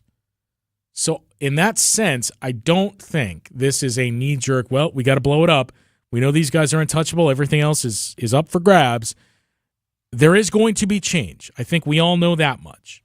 But this isn't going to be last year, where there's certainly not going to be a coaching change. And there's not going to be the home run swing, whether that's good or bad. There is no Damian Lillard here. Free agents, we can take a look at who's out there. It's not much. This is not a good draft class. It's also not a good free agent class, but it never is. That's where this league is headed now. Not headed. That's where this league is gone. You don't make changes through free agency. You do it through trades. Guys don't hit the market anymore. Paul George is the best free agent. I think the assumption is he's going to one of two teams. He's staying with the Clippers or he's going to the 76ers. The other names that you would look at, they're role players, and that's what the Bucks need. But there's not really the young guys that we're talking about, right? What do you need? You need a shooting guard. Not to say Malik Beasley is gone, but as I mentioned, you don't own any rights on Malik Beasley. He was on a one-year deal for the veterans minimum. You don't have bird rights on him. What bird rights means is you can go above the threshold to keep him. You're over the cap. So if you had bird rights, you could give him X amount of dollars, more than the veterans minimum, because you had those rights and he was already on your team. Bucks had that with P.J. Tucker. They opted not to use it. They had it with Bobby Portis in the past. They did use that. Same with Pat Connaughton, right? That's how the Bucks are able to keep signing these guys when they're so far over the cap. Don't have it with Malik Beasley. So if he came back, it would be a veterans minimum. The conversation is also, we've seen this, we talk about the Bucks doing the same thing over and over. What do you expect? We've seen the same thing from Malik Beasley, too. He has a lot of value in the regular season. things change in the postseason. And somebody asked me earlier in this series, too, can you explain what the difference is in the regular season and playoffs and why guys, Malik specifically, why guys can struggle to shoot in the postseason but not in the regular season?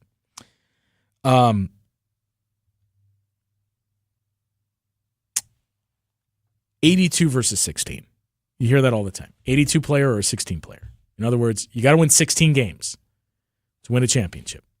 So are you a guy that you can play 82 games, or are you a guy that matters in the postseason? What matters in the postseason is half court. Tough shot making. Are you a two-way player? Can you be played off the floor? Making tough shots, as we mentioned, but also, are you a guy that they're going to leave open? Because that's the biggest difference. You'll see guys hit a high rate whenever you ask, why did this guy shoot 31% in the playoffs when he was a 48% shooter in the regular season? And unfortunately, the Bucks have had a lot of those guys of late. We saw it from Malik this year. Malik had 2 good games for you, but especially with no Giannis and 2 games without Damian Lillard, you needed 6 good games from Malik Beasley. Malik, we saw it with Grayson Allen. We saw it with George Hill. We saw it with Niko Mirotic. Mirza Teletovic way back when. Up and down the list. Because guys will leave you open in the regular season. Maybe you're catching a team on night 2 of a back-to-back, where it's their 3rd game in 5 nights. Or they didn't have the scout on you. Or they just don't care. Or they're undermanned themselves. You can see those numbers inflate in the regular season. It's why we keep saying, man, the playoffs are such a different animal. You're not being left open in the playoffs. And then when you are, that's when it becomes mental. And it starts to get to you of, wait a minute, why are they leaving me open here? Sometimes it works. Sometimes it doesn't. You know, I don't know that it was entirely by design tonight. But there's one. T.J. McConnell had a wide open look. Knocked it down. Obi Toppin had some open looks. I don't have to remind you about Grant Williams 2 years ago. So that's the big difference. Is Damian Lillard is that guy.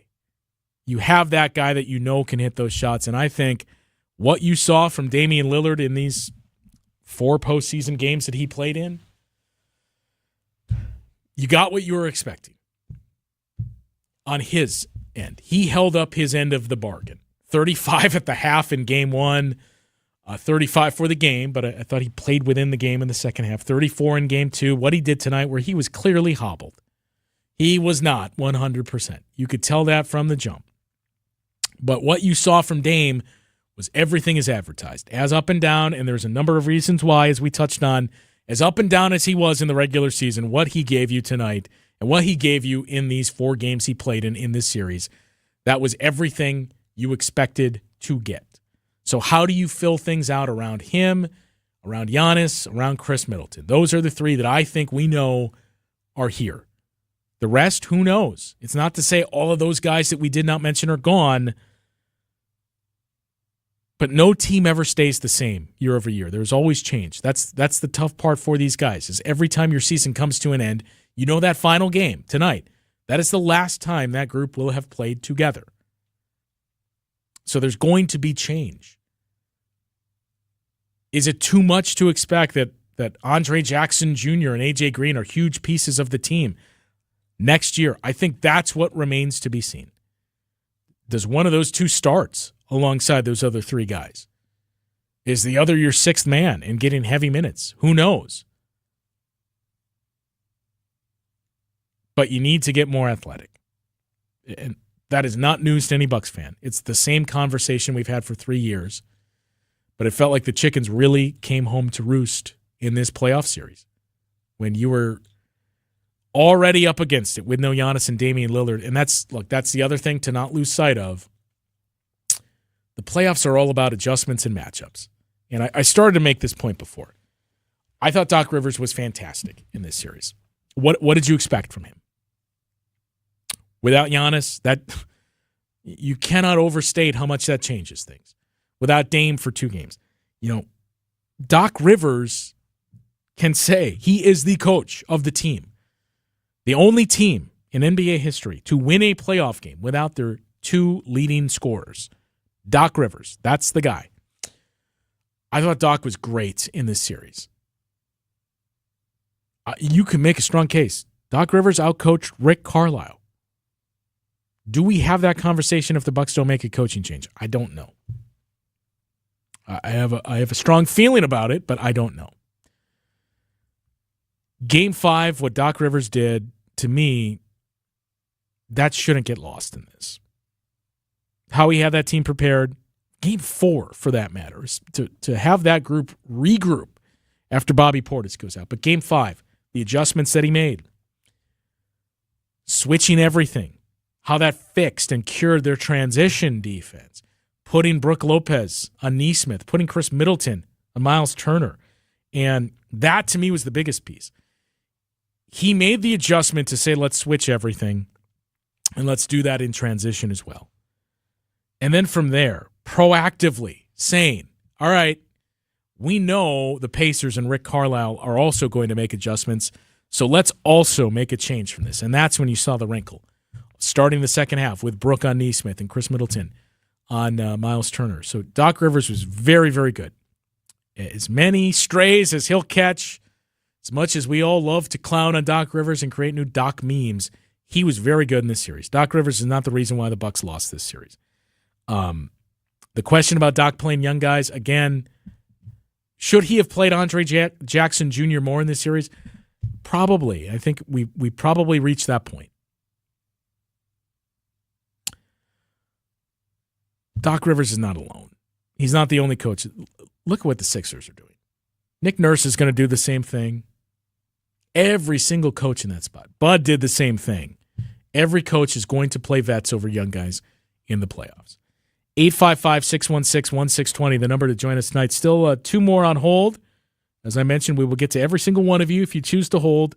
We'll hear from Chad and Bob coming up momentarily. Also, some more texts to get to here. Actually, let's do this. Before we do, let's squeeze in one of those calls. He's been waiting a while. Chad in Madison, you're up next. Hey, thanks for taking my call. Yeah, go ahead, Chad. Hey, sorry about that. No, I couldn't agree with you more. I think Doc did everything he could with what he was up against. Look at, you mentioned earlier, take Jokic and Murray out of Denver, take, Embiid and Maxey out of Philadelphia, and what are those guys, what are those coaches doing? I think the biggest factor was our bench tonight looked, and you have the statistics for bench points tonight? It was 10 for the Bucks, but for all intents and purposes, it was 6. 4 of them came in garbage time. And they had Indiana had 40. They had 50, and they had 50 total and 41 from McConnell and Toppin. Right. So you've got a kind of dinged up Dame and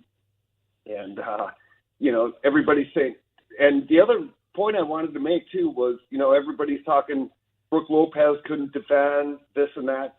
Last year, he was one of the leading contenders for Defensive Player of the Year. And he's getting older, and I understand he can't defend a lot of these younger guys. That's a whole different scene if Giannis is in the middle. Yeah. So I just think, we kind of pull back the reins a little bit. We got, I think, a really good coach, a really strong top 3, and then figure out here's the apple in the bucket is, do we continue for the next 3, 4, 5 years to keep Thanius on at a roster spot? I mean, that's a roster spot. Well, he is a free agent this summer. Yeah. And, again, that's a roster spot, and we don't have many roster spots. We're looking at the bench. We love his hoorah-rah, but for the next however long Giannis is going to be there, is that Bronny James and LeBron hey, we're 1 and 2, or do we just say, hey, it was a great run. We'll do your podcast and continue on. And if you can sign on to somebody else, that'd be awesome. But that's a roster spot. I get your point, Chad, and look, it may be as simple as, is Giannis on the team? Who knows? I'm not saying that Giannis is saying, hey, part of me staying here is Thanasis. I'm sure that is a part of the discussions. I get your point, but it is the 15th spot on the roster. It would be one thing if Thanasis is playing heavy minutes for you, but are Mavs fans having the same conversations about their 15th man? And I get the nepotism angle, but are Mavericks fans saying the same thing about Marcus Morris being the 15th man? You look at some of these other guys that we're seeing, like tonight. Look at the game that's being played tonight in New York. Are we saying the same thing across the board with the 15th man of that team? Yeah. Are the Pacers saying the same thing about James Johnson, of how much longer are we going to have him on the roster? I know he's added this season, but that's the same role that Thanasis fills. So, look, it's not to say it's not worth having the conversation when you're talking about constructing the roster, but it is just the 15th spot. That's very true. Very true. I just wanted to call in and throw out some props to both Doc and Brook Lopez. He was considered Defensive Player of the Year last year, and then now everybody's saying he can't cover anybody. Well, It's a little bit tougher covering everybody when Giannis isn't in the middle. Well, when Giannis isn't in the middle, that's a big piece of it. Is we touched on what Obi Toppin and Pascal Siakam were able to do for Toppin tonight. Well, Toppin was effective throughout this series. Because look, the one thing he brought was burst, and that is where it really stood out. It wasn't so much Tyrese Halliburton. I think it's pretty clear he's still dealing with the hamstring issue and now working through back issues. But he was the guy that felt like he was playing at a totally different speed in the regular season. In these games, it was Obi Toppin and TJ McConnell that was the ones that were just, man, they're light years quicker. Giannis not being out there changes all of that. It changes Brook's help. It changes how effective you can defend their bigs, to that point that was made earlier. If you need more athletic bigs, I don't disagree, but you also anticipate to have Giannis, and that is an athletic big. Maybe we've reached the point, too, where, I know, and I've not been alone here, I know I've always been hesitant of, do you really want Giannis as your 5? That seems like a lot of wear and tear through the regular season. Maybe we've reached that point with where the league has headed, that's the type of guy you need at a 5. But I'm with you, and the two guys that I will defend until my dying breath are Chris Middleton and Brook Lopez, because of how valuable they have both been. And I think it's easy to pick on Brook and say he was at fault for this or this or this. Giannis is a big piece, and he needs help on the perimeter. And Drew Holiday, not having him there, that's also a big piece if you're asking Brook to clean up everything that's coming at him and still stay with his responsibility. Right. No, I couldn't agree more. Hey, great season. I look forward to next fall. You guys do a great show. Thanks for the call. We will talk to you next year. 855-616-1620, the number to join us tonight. Still some more calls chiming in. A couple of lengthy texts as well, so we'll carve out some time for that after this on Bucks Talk. This is Bucks Talk, presented by Gruber Law Offices. One call, that's all. After a crash with a semi-truck, everything can change instantly. At Gruber Law Offices, we have the knowledge and experience to make sure you're protected. And we're here to help whenever you need us. Gruber Law Offices. One call, that's all. For official rules and more information about every contest on 100.5 ESPN, visit ESPNWisconsinContests.com. That's ESPNWisconsinContests.com. You're listening to 100.5 ESPN and the ESPN app. It's all about the green and gold and nonsense on Kyle, Brust, and Nortman. Do you wash your shins in the shower? We shower from hair to kneecap. The rest can drip down our legs to our feet. It doesn't work that way. No, it does work that way. What does the poll say? 34% don't wash their shits. It sounds like we have a lot of disgusting human beings on this planet. Kyle, Brust, and Nortman. Weekdays from 2 till 4 on 100.5 ESPN and Wisconsin On Demand.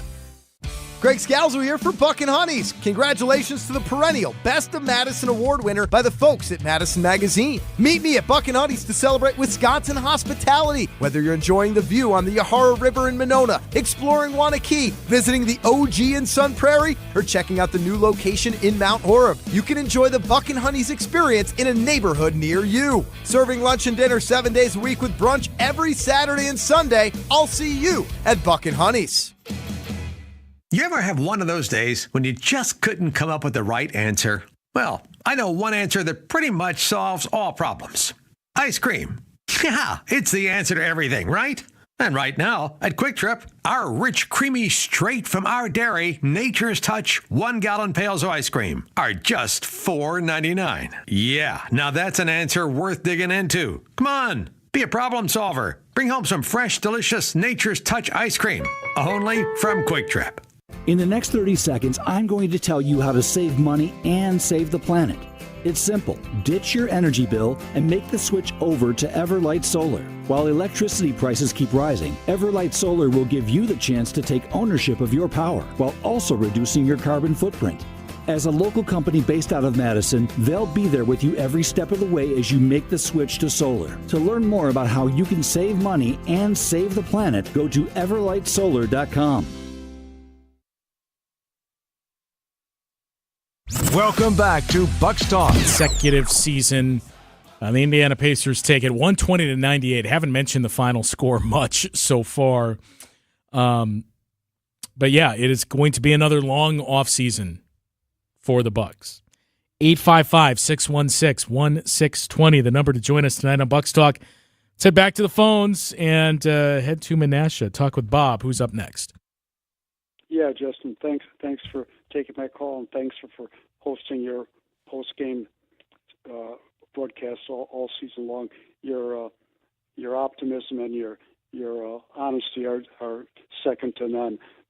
Thank you for being so polite, and thank you for being giving us some information on trading situations and financial situations of the NBA.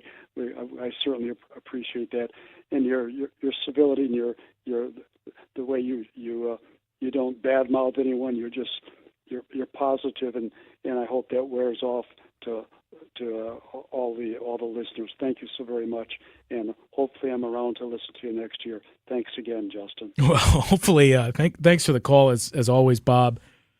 Hopefully we're all here next year. A couple of texts to get to here. This one was interesting. I noticed during Game 2, when Doc knew it was out of reach, he tried a bunch of different sets with his subs. And Rick Carlisle left his starters in, which was a big mistake for Rick. Unfortunately, Giannis and Dame didn't come back in time. Otherwise, I think we would have had the series with all the knowledge he picked up after Game 2's loss. Doc way outcoached Rick. Again, I think Doc Rivers was very good in this series. And the weird part about this was even without Giannis and Dame, you still felt like I talked about this with a few people before Game 5. The weird thing is, it still feels like this Bucks team, could very easily be up 3-1 in this series. And even talking with one of the Pacers writers, I'd mentioned before that game, before Game 5, would you say the Bucks outplayed the Pacers in Indy and still went 0-2 in those games? And he agreed. It just goes to show you how important talent is and having your best players on the floor is. I mean, look, it can sound like loser speak and crying over spilled milk. I do believe if the Bucks were healthy, they win this series. I do believe if the Bucks were healthy, they win the semifinal series against the Celtics 2 years ago. Last year's the one that I don't know. I don't know if you could talk me into that. I get Giannis went out in Game 1 early, didn't play in Game 2, didn't play in Game 3. I don't know. That was a different beast in the Miami Heat. And case in point, evidence of that, We saw the Heat go all the way to the conference final, to the NBA finals. I beg your pardon. So that's the one I don't know. But I do believe the Bucks win this series if they're healthy. And that was, something that you knew was possible, especially when we dug up those quotes from Malik Beasley back from, I think it was January 3rd or January 4th, 5th, somewhere after that, just after the Bucks played the Pacers for the 5th time this season and lost. And Malik Beasley said, yeah, we're going to see them in the playoffs, and it's not going to be pretty for them. Well, you knew there was a chance you would have to answer that. But, look, there's no way of ultimately answering that. We can believe it. We can say, hey, it'll be different next year. It might. But that's the unfortunate part about the postseason is it's all about adjustments. It's all about the series. What do you gain throughout the course of the series? What do you pick up on? What are the changes you make? Where do you find those edges and those margins? But how healthy are you? The Bucks just were not healthy. I don't want to spend too much time on, hey, if the Bucks were healthy, they win the series. Like I said, I think that is the case, but I don't want to spend too much time on it because it is just disrespectful to, number one, the guys that are out there for the Bucks and to the Indiana Pacers. I know it's easy to hate on the Pacers. They certainly did not make things easy in terms of taking a loss with grace. But we remember what that was like. Granted, the Bucks' drought was longer, but the Pacers had not won a first-round series since 2014. Do you remember 2019, what that felt like? And granted, you were the 1 seed going against an 8 seed when the playoff format was different. There was no play-in tournament, and that was back when, especially in the East, 7 seed, the 8 seed, they were bad. It was really just 4-5 was typically the only competitive series you would see. Everything else was a sweep or a gentleman's sweep.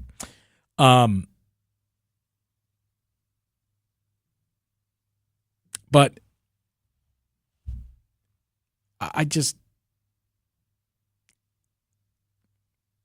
it's hard to criticize a group for being excited and celebrating a win in the playoffs when they haven't experienced it yet, and especially a fan base that's gone a decade without having that feeling. Remember what it felt like in 2019 when the Bucks finally got out of the first round. And going into that season, the thought was, when you hired Bud, all right, I feel like we are going to be a top 4 seed. Hey, the Bucks are going to have home court advantage in a first-round series. Well, they were the 1 seed.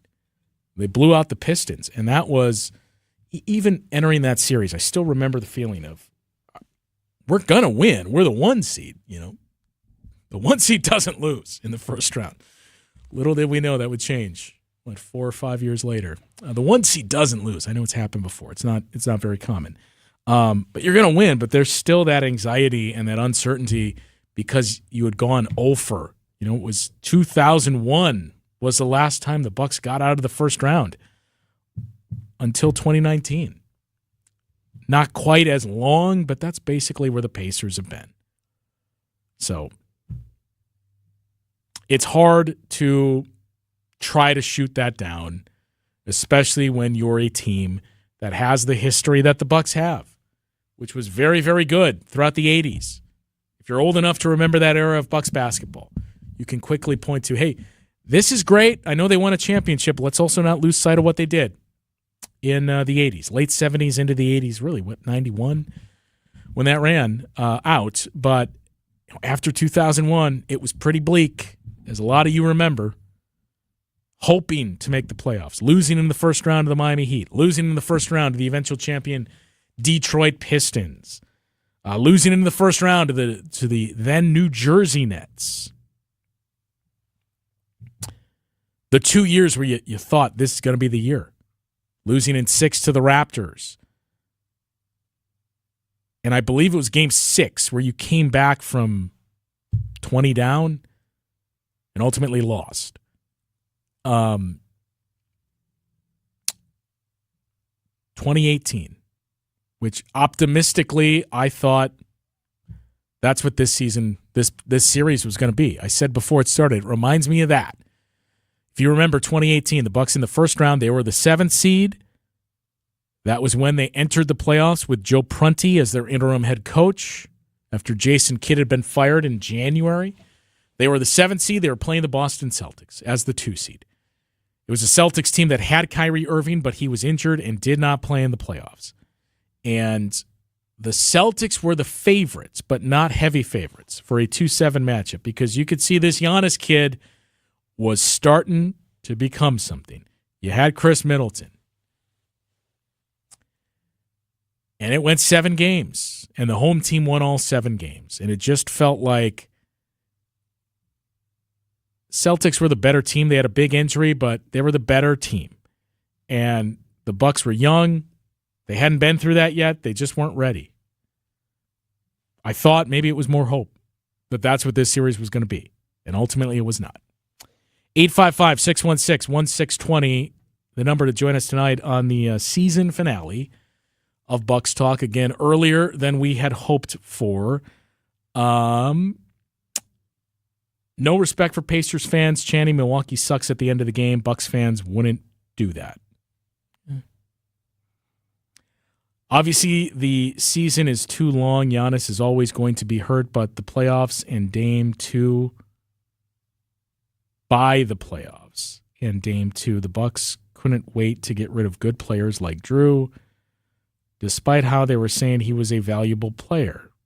So it is talking out of both sides of his mouth. Which is it?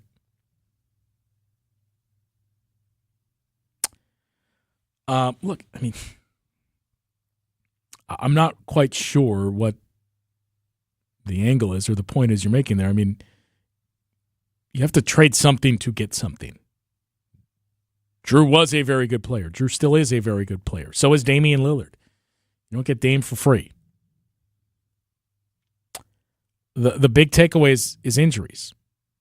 Injuries are going to be the story here for the offseason when we talk about another first-round exit and, 3 straight years where injuries really severely impacted how far you went. But it goes even further than that, as we mentioned. 2019? That first run with Mike Budenholzer, that was really the first year you were unimpacted by injuries. Giannis goes down in the bubble. That series, again, the 2 series I have a hard time saying injuries are the reason the Bucks lost are both against the Miami Heat.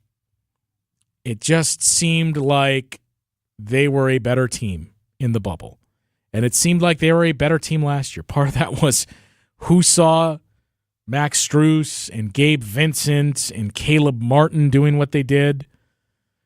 Their role players had big, big series. And Jimmy Butler played like the best player in the league. Those are the 2 that I would point to and say, I'm not sure. Even if the Bucks are healthy, I'm not sure if they beat those teams. But every other one of those, you had Giannis miss time in the second round in 2020. You ultimately lost that series. You had the year you won the championship. Giannis missed 2 games. Dante DiVincenzo missed the final, I think, 20 games of the postseason run. The Chris Middleton one is the biggest what if, maybe the biggest what if in Bucks history in terms of on the court. Obviously, the bigger one is, hey, what if Kareem Abdul-Jabbar doesn't want to be traded? What if you take Joel Embiid instead of Jabari Parker? There's some big ones out there, but in terms of games, what if Chris Middleton stays healthy? I still believe that team beats the Celtics, reaches the finals. I think they beat that Warriors team. And now another year. Giannis does not play at all. 3 games that he's played in the last, 10 postseason games for the Bucks? That's a tough one. 11, sorry. 3 games in the last 11 postseason games. And even then, it's really 2. It's really game 4 and 5 last year against the Miami Heat. Think about that. You lost in the first round 2 years in a row, but Giannis played less than 10 minutes in game 1. Played game 4 and 5 last year. Did not play at all this year.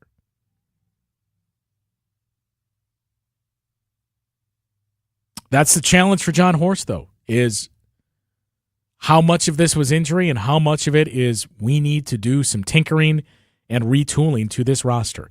855-616-1620, the number to join us tonight. Let's take one more call here. Jay in Oak Creek, you're up next. Hello? Yeah, go ahead, Jay. My question to you is, if the Bucks are going to do anything next year, they got to be better defensively, and we know that. Or I hope you will talk a little bit on it, but I got one question for you. Would the Bucks have been better by keeping Holiday instead of trading for Lillard? I don't think the result in this series changes. Do you? Well, they would have been better defensively with Holiday. Sure, but they would not have been better offensively. That's true. That's true. But they would have been better defensively throughout the whole year, which might have gotten them a better seed, maybe a 2 seed instead of the 3. Maybe. But then, I mean, if we're to assume that everything happens as it does, and let's say Giannis still goes down in that game against the Celtics and you don't have Giannis in that series, then we're talking about playing the 76ers in the first round as a 2 seed with no Giannis. Yep. And with no Dame because you have Drew Holiday. So you feel okay about your defense, good about your defense, but again, we saw it year after year, and it's not a knock on Drew Holiday, but where are you going to get the scoring from? And especially in the half court. You're going to have to try to win games 90 to 88. I get what you're saying now, but I was just thinking the Bucks hurt themselves a lot this last half of the year because of their defense. I don't disagree with that, and the defense was clearly not good enough. I think when the trade was made before the season, my hope and goal was, if you can finish somewhere around 12th, 13th defensively. We heard from Doc Rivers after the game tonight saying he thinks, and for the most part this is true, he thinks you have to be in the top 10 offense and defense to be a serious title contending team. This team was clearly not in the top 10 defensively. But my hope was, can you finish somewhere just better than league average, right? Better than 15th, somewhere close to the top 10. Can you hover around there? We saw it for periods of time under Doc Rivers. They ended up finishing 6th offensively. I know everybody's going to point to, hey, they were in the top, 2 or 3 before the coaching change was made. Where were they defensively? And defensively, this for the season as a whole. This isn't just Doc. Finished 6th on offense, 15th. 15th. 15th would be great. They finished 19th on defense. That number has to improve. We can point to Denver. The Nuggets won a championship last season with, I think, the 15th rated defense in the league. What does not get mentioned when we point out those numbers was the defense got better in the second half of the season, and especially in the playoffs. It was a good defense. So maybe there is something of, hey, if you're elite on one end, as long as you're a little better than league average, you'll be fine. That's going to be the goal for the Bucks is how do we crack the top 10 once again defensively? What adjustments need to be made? Because this series to me showed you the challenge of it is you're going to be another year older, but this series showed you, look, it works. In the playoffs, in the half court, it works. Damian Lillard, Chris Middleton, and we would assume Giannis, when you think about him as the roll man to the rim, having 2 shooters out there around him in Chris and Damian Lillard. So I think we saw enough to know that part works. But how do we fill in those gaps defensively? Because we gave you those season-long numbers. Under Doc, they were 15th in defense, but they were 18th on offense. And again, you have to add the caveat, Chris Middleton didn't play in 16 of those games. Brook Lopez didn't play in a handful. Dame didn't play in a handful. Giannis didn't play in the last 4 or 5 and then some prior to that. So there is some that goes into that. But that's the big thing, is how do you improve the defense? Because I think you can live with the offense being okay, right? Being 10th, 9th, somewhere around there, even with Giannis and Dame. But you need that defense to be more consistent, and they just didn't have that all season long. Does that mean getting rid of Brook Lopez? I mean, maybe that's what the Bucks choose to do. I'm not going to say, yeah, that's task number one, is getting rid of Brook Lopez. He is still a very valuable piece. But, he's not Rudy Gobert. And again, all players are different. So this isn't a better than, it's different than. Rudy Gobert is younger. He is more agile and athletic. He can play on the perimeter. I'm guilty of this too. We all laughed at that trade the Timberwolves made. It's becoming pretty clear Rudy Gobert was hampered by the knee issues last year. He looks much different this year.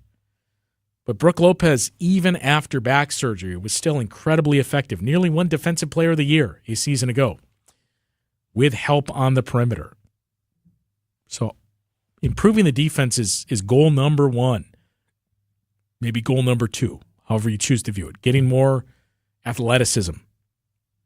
But I think the checklist that you would make is you need to get more athletic. It's easy to say you need to get younger. Again, that's how do you strike that balance? I don't dispute you need to get younger. You don't want to keep accumulating players that are in their mid-30s and stay the oldest team in the league, because that has a shelf life. But you're not just going to turn the roster into a half-and-half experiment. So you're going to have a veteran-laden group. How do you sprinkle in youth around it? But athleticism and playmaking, those are the two big things this team needs. Also remember, no Dame would also mean no Pat Beverly trade. Pat Beverly's going to be interesting as well because of his connection to Doc Rivers. I think Pat Beverly was very valuable for this team. But just as we mentioned with that age discussion, right? It's an older group. Pat Beverly is an older player.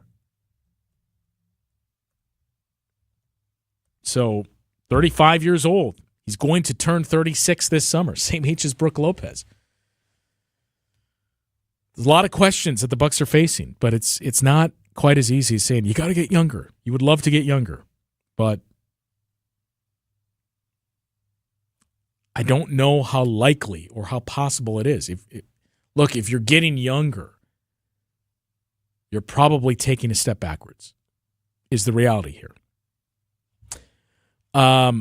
One text that I do want to get to before we wrap up here, because you spent a lot of time to write it, so let's settle in to read this one. Since the Bucks decided to part ways with Coach Bud, they are always going to be content with being eliminated from the playoffs if they get that far.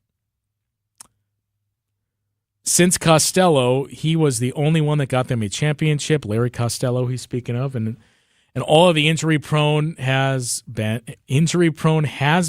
that are all the Bucks want are never going to make the team respectable either. And what was all this talk about the Bucks having playoff experience? What good is it when they forget how to use it to their advantage? With the Pacers, like most teams, having our number during the regular season, you just knew who really was going to win the series. Everyone, no matter who got stuck playing the Bucks. So hopefully Horst will get smart and get players that actually want to and know how to play and are not hurt 99% of the year. Wow. 99% of the year. But we all know that will never happen, so I guess that we are going to have to be content and settle for being ousted in round one forever on the rare occasion that we actually make it to the playoffs. Good job all season, thanks. Sorry to be a Debbie Downer, but just stating the obvious, and was sort of happy to hear that Dame was back the way they said he was going to help give us a chance. But alas, maybe some year. Wow. What is this, 8 straight years, I think, that they made the playoffs, which, again, I'm not old enough to have experienced the 80s run. I was alive for it, but I mean, I was born in the 80s. I heard about it from my uncles and other people around me and my family that followed that and would quickly remind you how good the Bucks were and should, frankly, because it still remains a piece of team history that I don't think gets enough mention. If you're around for it, you obviously know about it, and you are quick to point it out. But, you know, especially in the 90s and early 2000s, we would hear about Kareem Abdul-Jabbar and Oscar Robertson. That was it. I do think with the ownership change, when this group bought from Senator Herb Kohl, one of the big things that we started to see come to light much more is recognizing the team's history. And I do think that's very important. Getting those recognition. We know about Marcus Johnson, but seeing more of those names. Sidney Moncrief, Brian Winters, Paul Pressey, right? Terry Cummings, all those guys that were a part of those teams in that decade. Don Nelson, getting that attention, getting that respect. But it's easy to point to all that and take that mentality when, again, most of the Bucks basketball I remember before I started doing this and being fortunate enough to work for the team that I grew up rooting for as a kid, most of that experience was not good. You know, like I remember forcing my parents, dragging them to take me to the Bradley Center so I could watch Blue Edwards and Jay Humphreys and Eric Murdoch and Eric Mobley. Who could forget Todd Day and Marty Conlin? You went, either you were a glutton for punishment, you loved basketball, or you went to see the opposing team. Like that was Bucks basketball when I was a kid in the 90s, in the early 2000s. And there was just this sentiment where you resigned yourself to the fact of, well, at least we got a pro team. You know, at least it keeps Milwaukee on the map. We're never going to win, but at least we have this team. And it's why I don't want people to lose sight of how far this team has come. It's disappointing. I'm not going to try to spin losing in the first round 2 straight years as a good thing. And a moral victory. Hey, the Bucks hung tough. But you know, I wouldn't even say you're in the golden age of Bucks basketball. You're in one of them. They won a championship. They played in 2 finals in a span of, 4 years in the early 70s? 71 and 74. I mean, what you're going to hear mentioned quite a bit is what we talked about before. Hey, you know how many games Giannis has played in the playoffs the last 2 years? It's also a team that in this 8-year run, I talked about making the playoffs 8 straight years. And I would, for 6 of those, you had Giannis like prime Giannis. They got out of the second round twice in those 8 years. One of them, you were fortunate enough to get a championship. The other, you made the conference finals. You lost. I remember it to this day, how disappointing that was. Because we all thought the Bucks were going to win the championship that year, or at least get to the finals, I should say. You still had to contend with the Golden State Warriors. Nobody could have predicted that Klay Thompson's knee was going to blow up and Kevin Durant was going to do what you feared, man. I hope we don't see this from Giannis or Dame.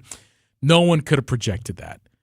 But just the sheer notion that not only did the Bucks get out of the first round, they reached the conference finals and were up 2-0, where you started to feel like, all right, wow, they're actually really good. And they're building something here. Like this, we lost in the conference finals this year, but we'll be back next year. And that's the danger of what we even went through before. I said I hesitate to say as much of this as I did because of that. Things like that. And it's not just basketball. The Packers won a Super Bowl in 96. They got there again in the same year, 97, sorry. 96 season. They got there again the same year. This is a budding dynasty. They lost. They win with Aaron Rodgers in 2011. They don't get close. They get to NFC Championships games, and we all remember how those unfolded. Do we have the same conversation about the Bucks? I don't know, maybe. But I don't want this to be at least, but in some ways, yes. I mean, you would love to have more, but who could have thought 10 years ago, in 2011, 10 years from when they won the title, I would tell you the Bucks are going to win a championship. Who would have thought that after 2013 when they won 15 games? And I think that's what makes it extra frustrating is for the longest time, you never thought you could be at that level, that this was a league that was not inclusive. It was a superstar-driven league. There are only really 3 to 4 seats at the table, and the Bucks did not have one of them. You know, the Bucks were the guy that was waiting outside to get in the club and goes to the bouncer and is told your name is not on the list. You don't have Michael Jordan. You don't have Hakeem Olajuwon. You don't have David Robinson. You don't have Shaq. You don't have Kobe Bryant. Sorry, keep moving. But they have been on that list for 6 years now. And it's all about how you choose to view it. If you're a pessimist or if you're an optimist. You got one title, and I will never forget that. And I'm sure everyone listening, you will never forget that. The experience that it was outside of Fiserv Forum. I still remember the post-game show that we did after Game 6 in Atlanta. It was me and Greg Matzik doing those shows together that year. And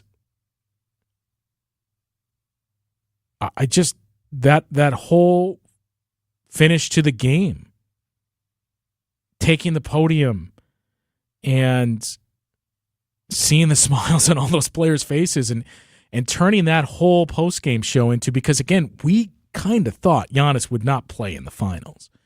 So turning the whole thing into, I don't want to sound like a defeatist here, but I don't know if they're going to beat the Suns. I don't know if they're going to win in the finals, but hey, at least they got there. Can you believe it? Holy cow, the Bucks got to the NBA Finals. In that whole playoff run, I mentioned doing those pep rallies and doing that before Game 4 and sharing the news to the crowd of, hey, Trae Young isn't playing, and thinking, wow, they're going to win. They're up 3-1. I will never forget that experience in the finals.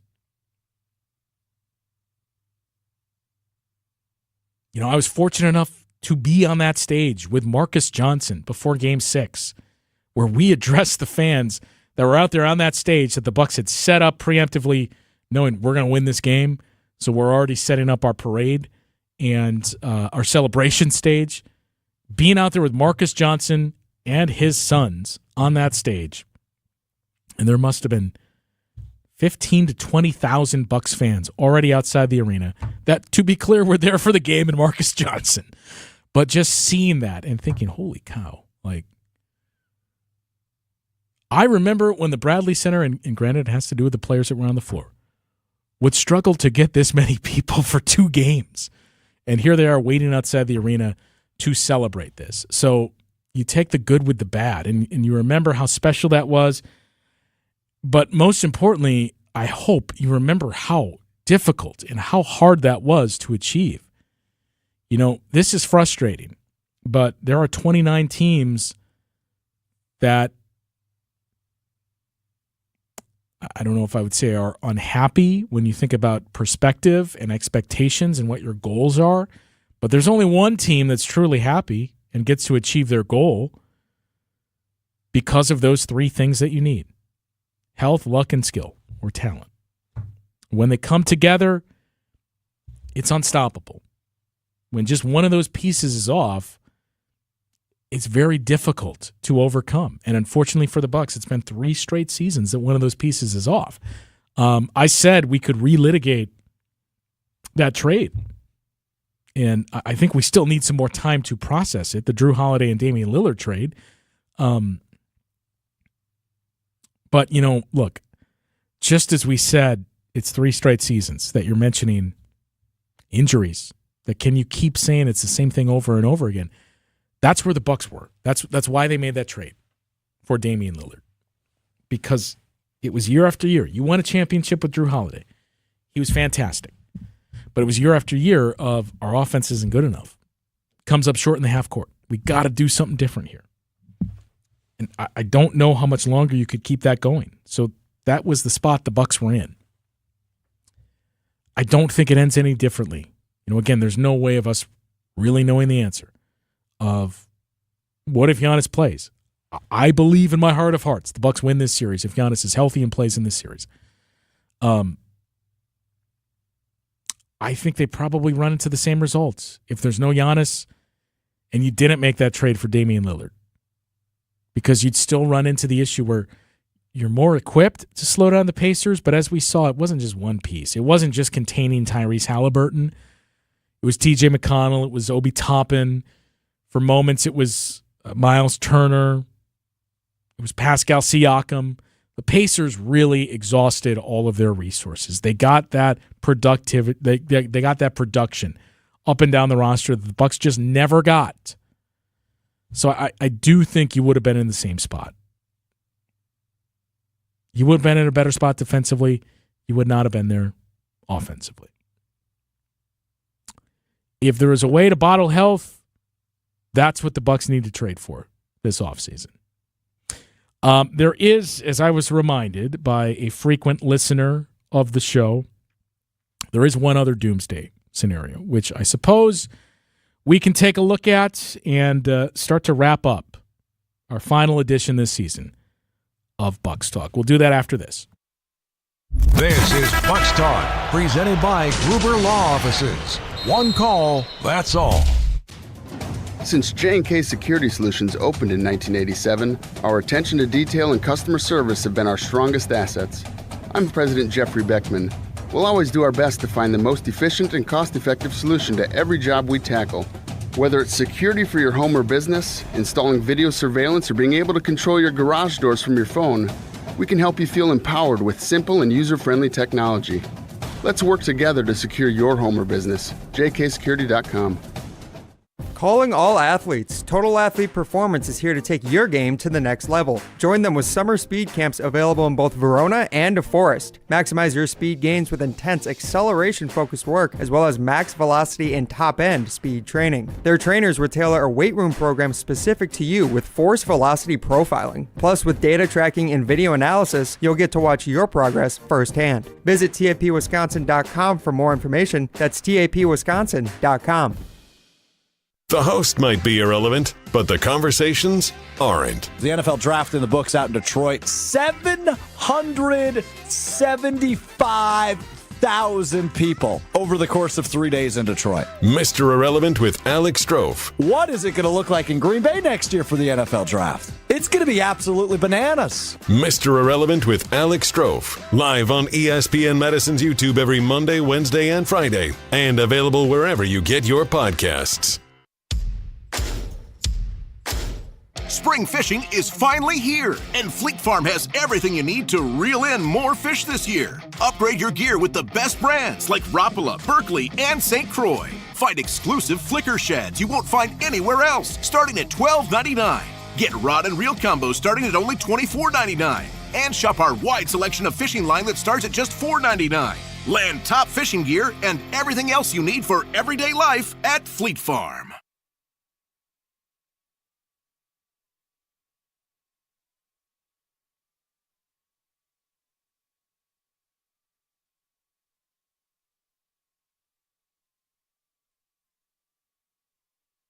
To those who've ever dreamt of their perfect event, those dreams are worthy and they are possible. Hi, it's Jeffrey from Celebrations Entertainment. With hard work, passion, and great music, we will make your event dreams a reality. Every event is a labor of love, with one-on-one planning, customization, and flawless execution. Bringing your event to life is what we do. For a fun, memorable event, visit celebrationsentertainment.com. That's celebrationsentertainment.com. Out in the first round 2 years in a row. This offseason should be interesting with signings and the future expectation of a possible 25 or 26 expansion draft. Teams will change depending on how many protections teams will be allowed. I think the expansion draft. So we assume expansion is coming. It seems like it's going to be Vegas and Seattle. I think it would be later than 26. But it is something to file away.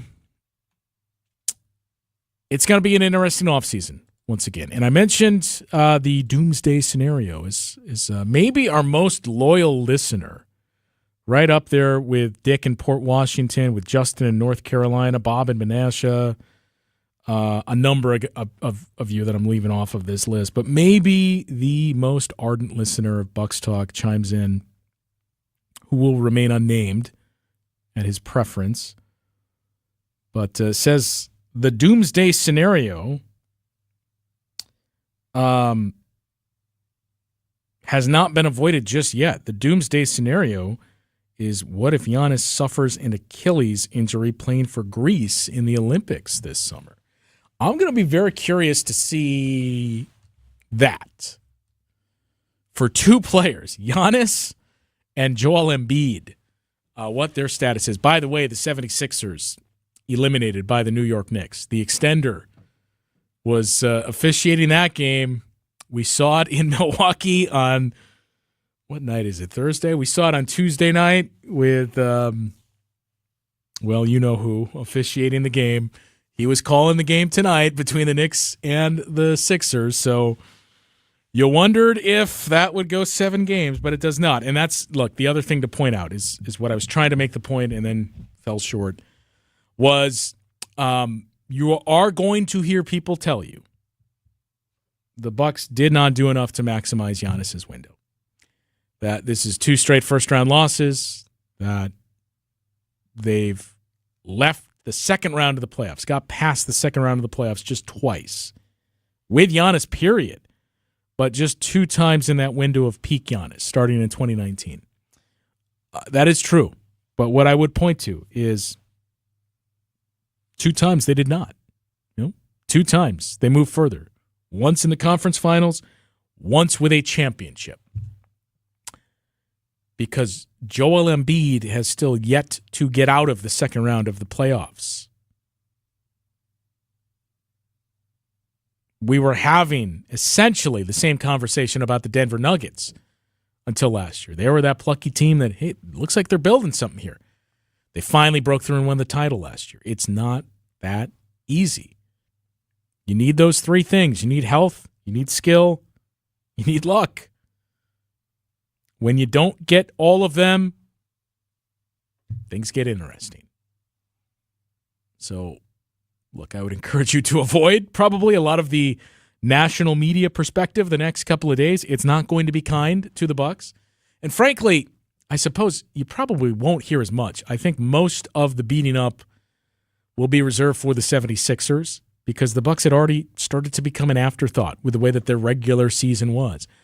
Dick has been adamant that he thinks the Bucks are going to be one of the favorites next season. I don't think that's a bad thing.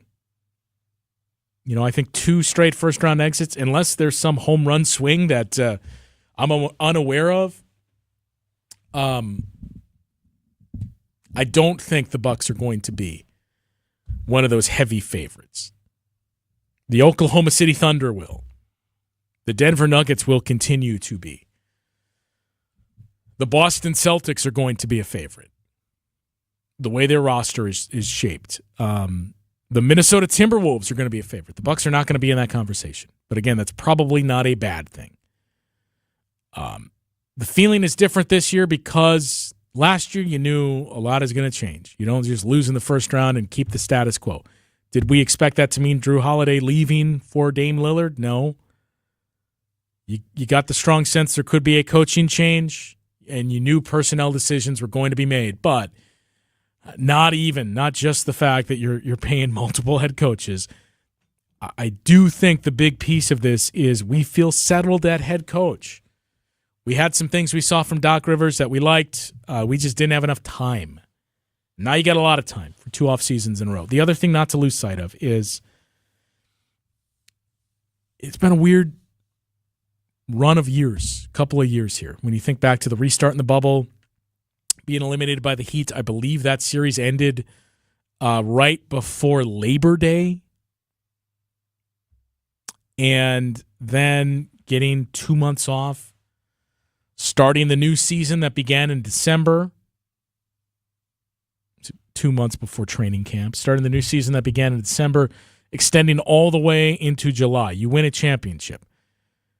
3 days, 2 days later, Drew Holiday, Chris Middleton get on a plane, go to Tokyo, play in the Olympics. They come back. You get a month off. Then you start another season. Then you go on another playoff run into the second round. That's when Chris Middleton suffers his injury, gets some other work done. Brooke Lopez, same thing. It's been a lot of basketball for all these guys. And we said last year, hey, maybe 5 months off might not be a bad thing.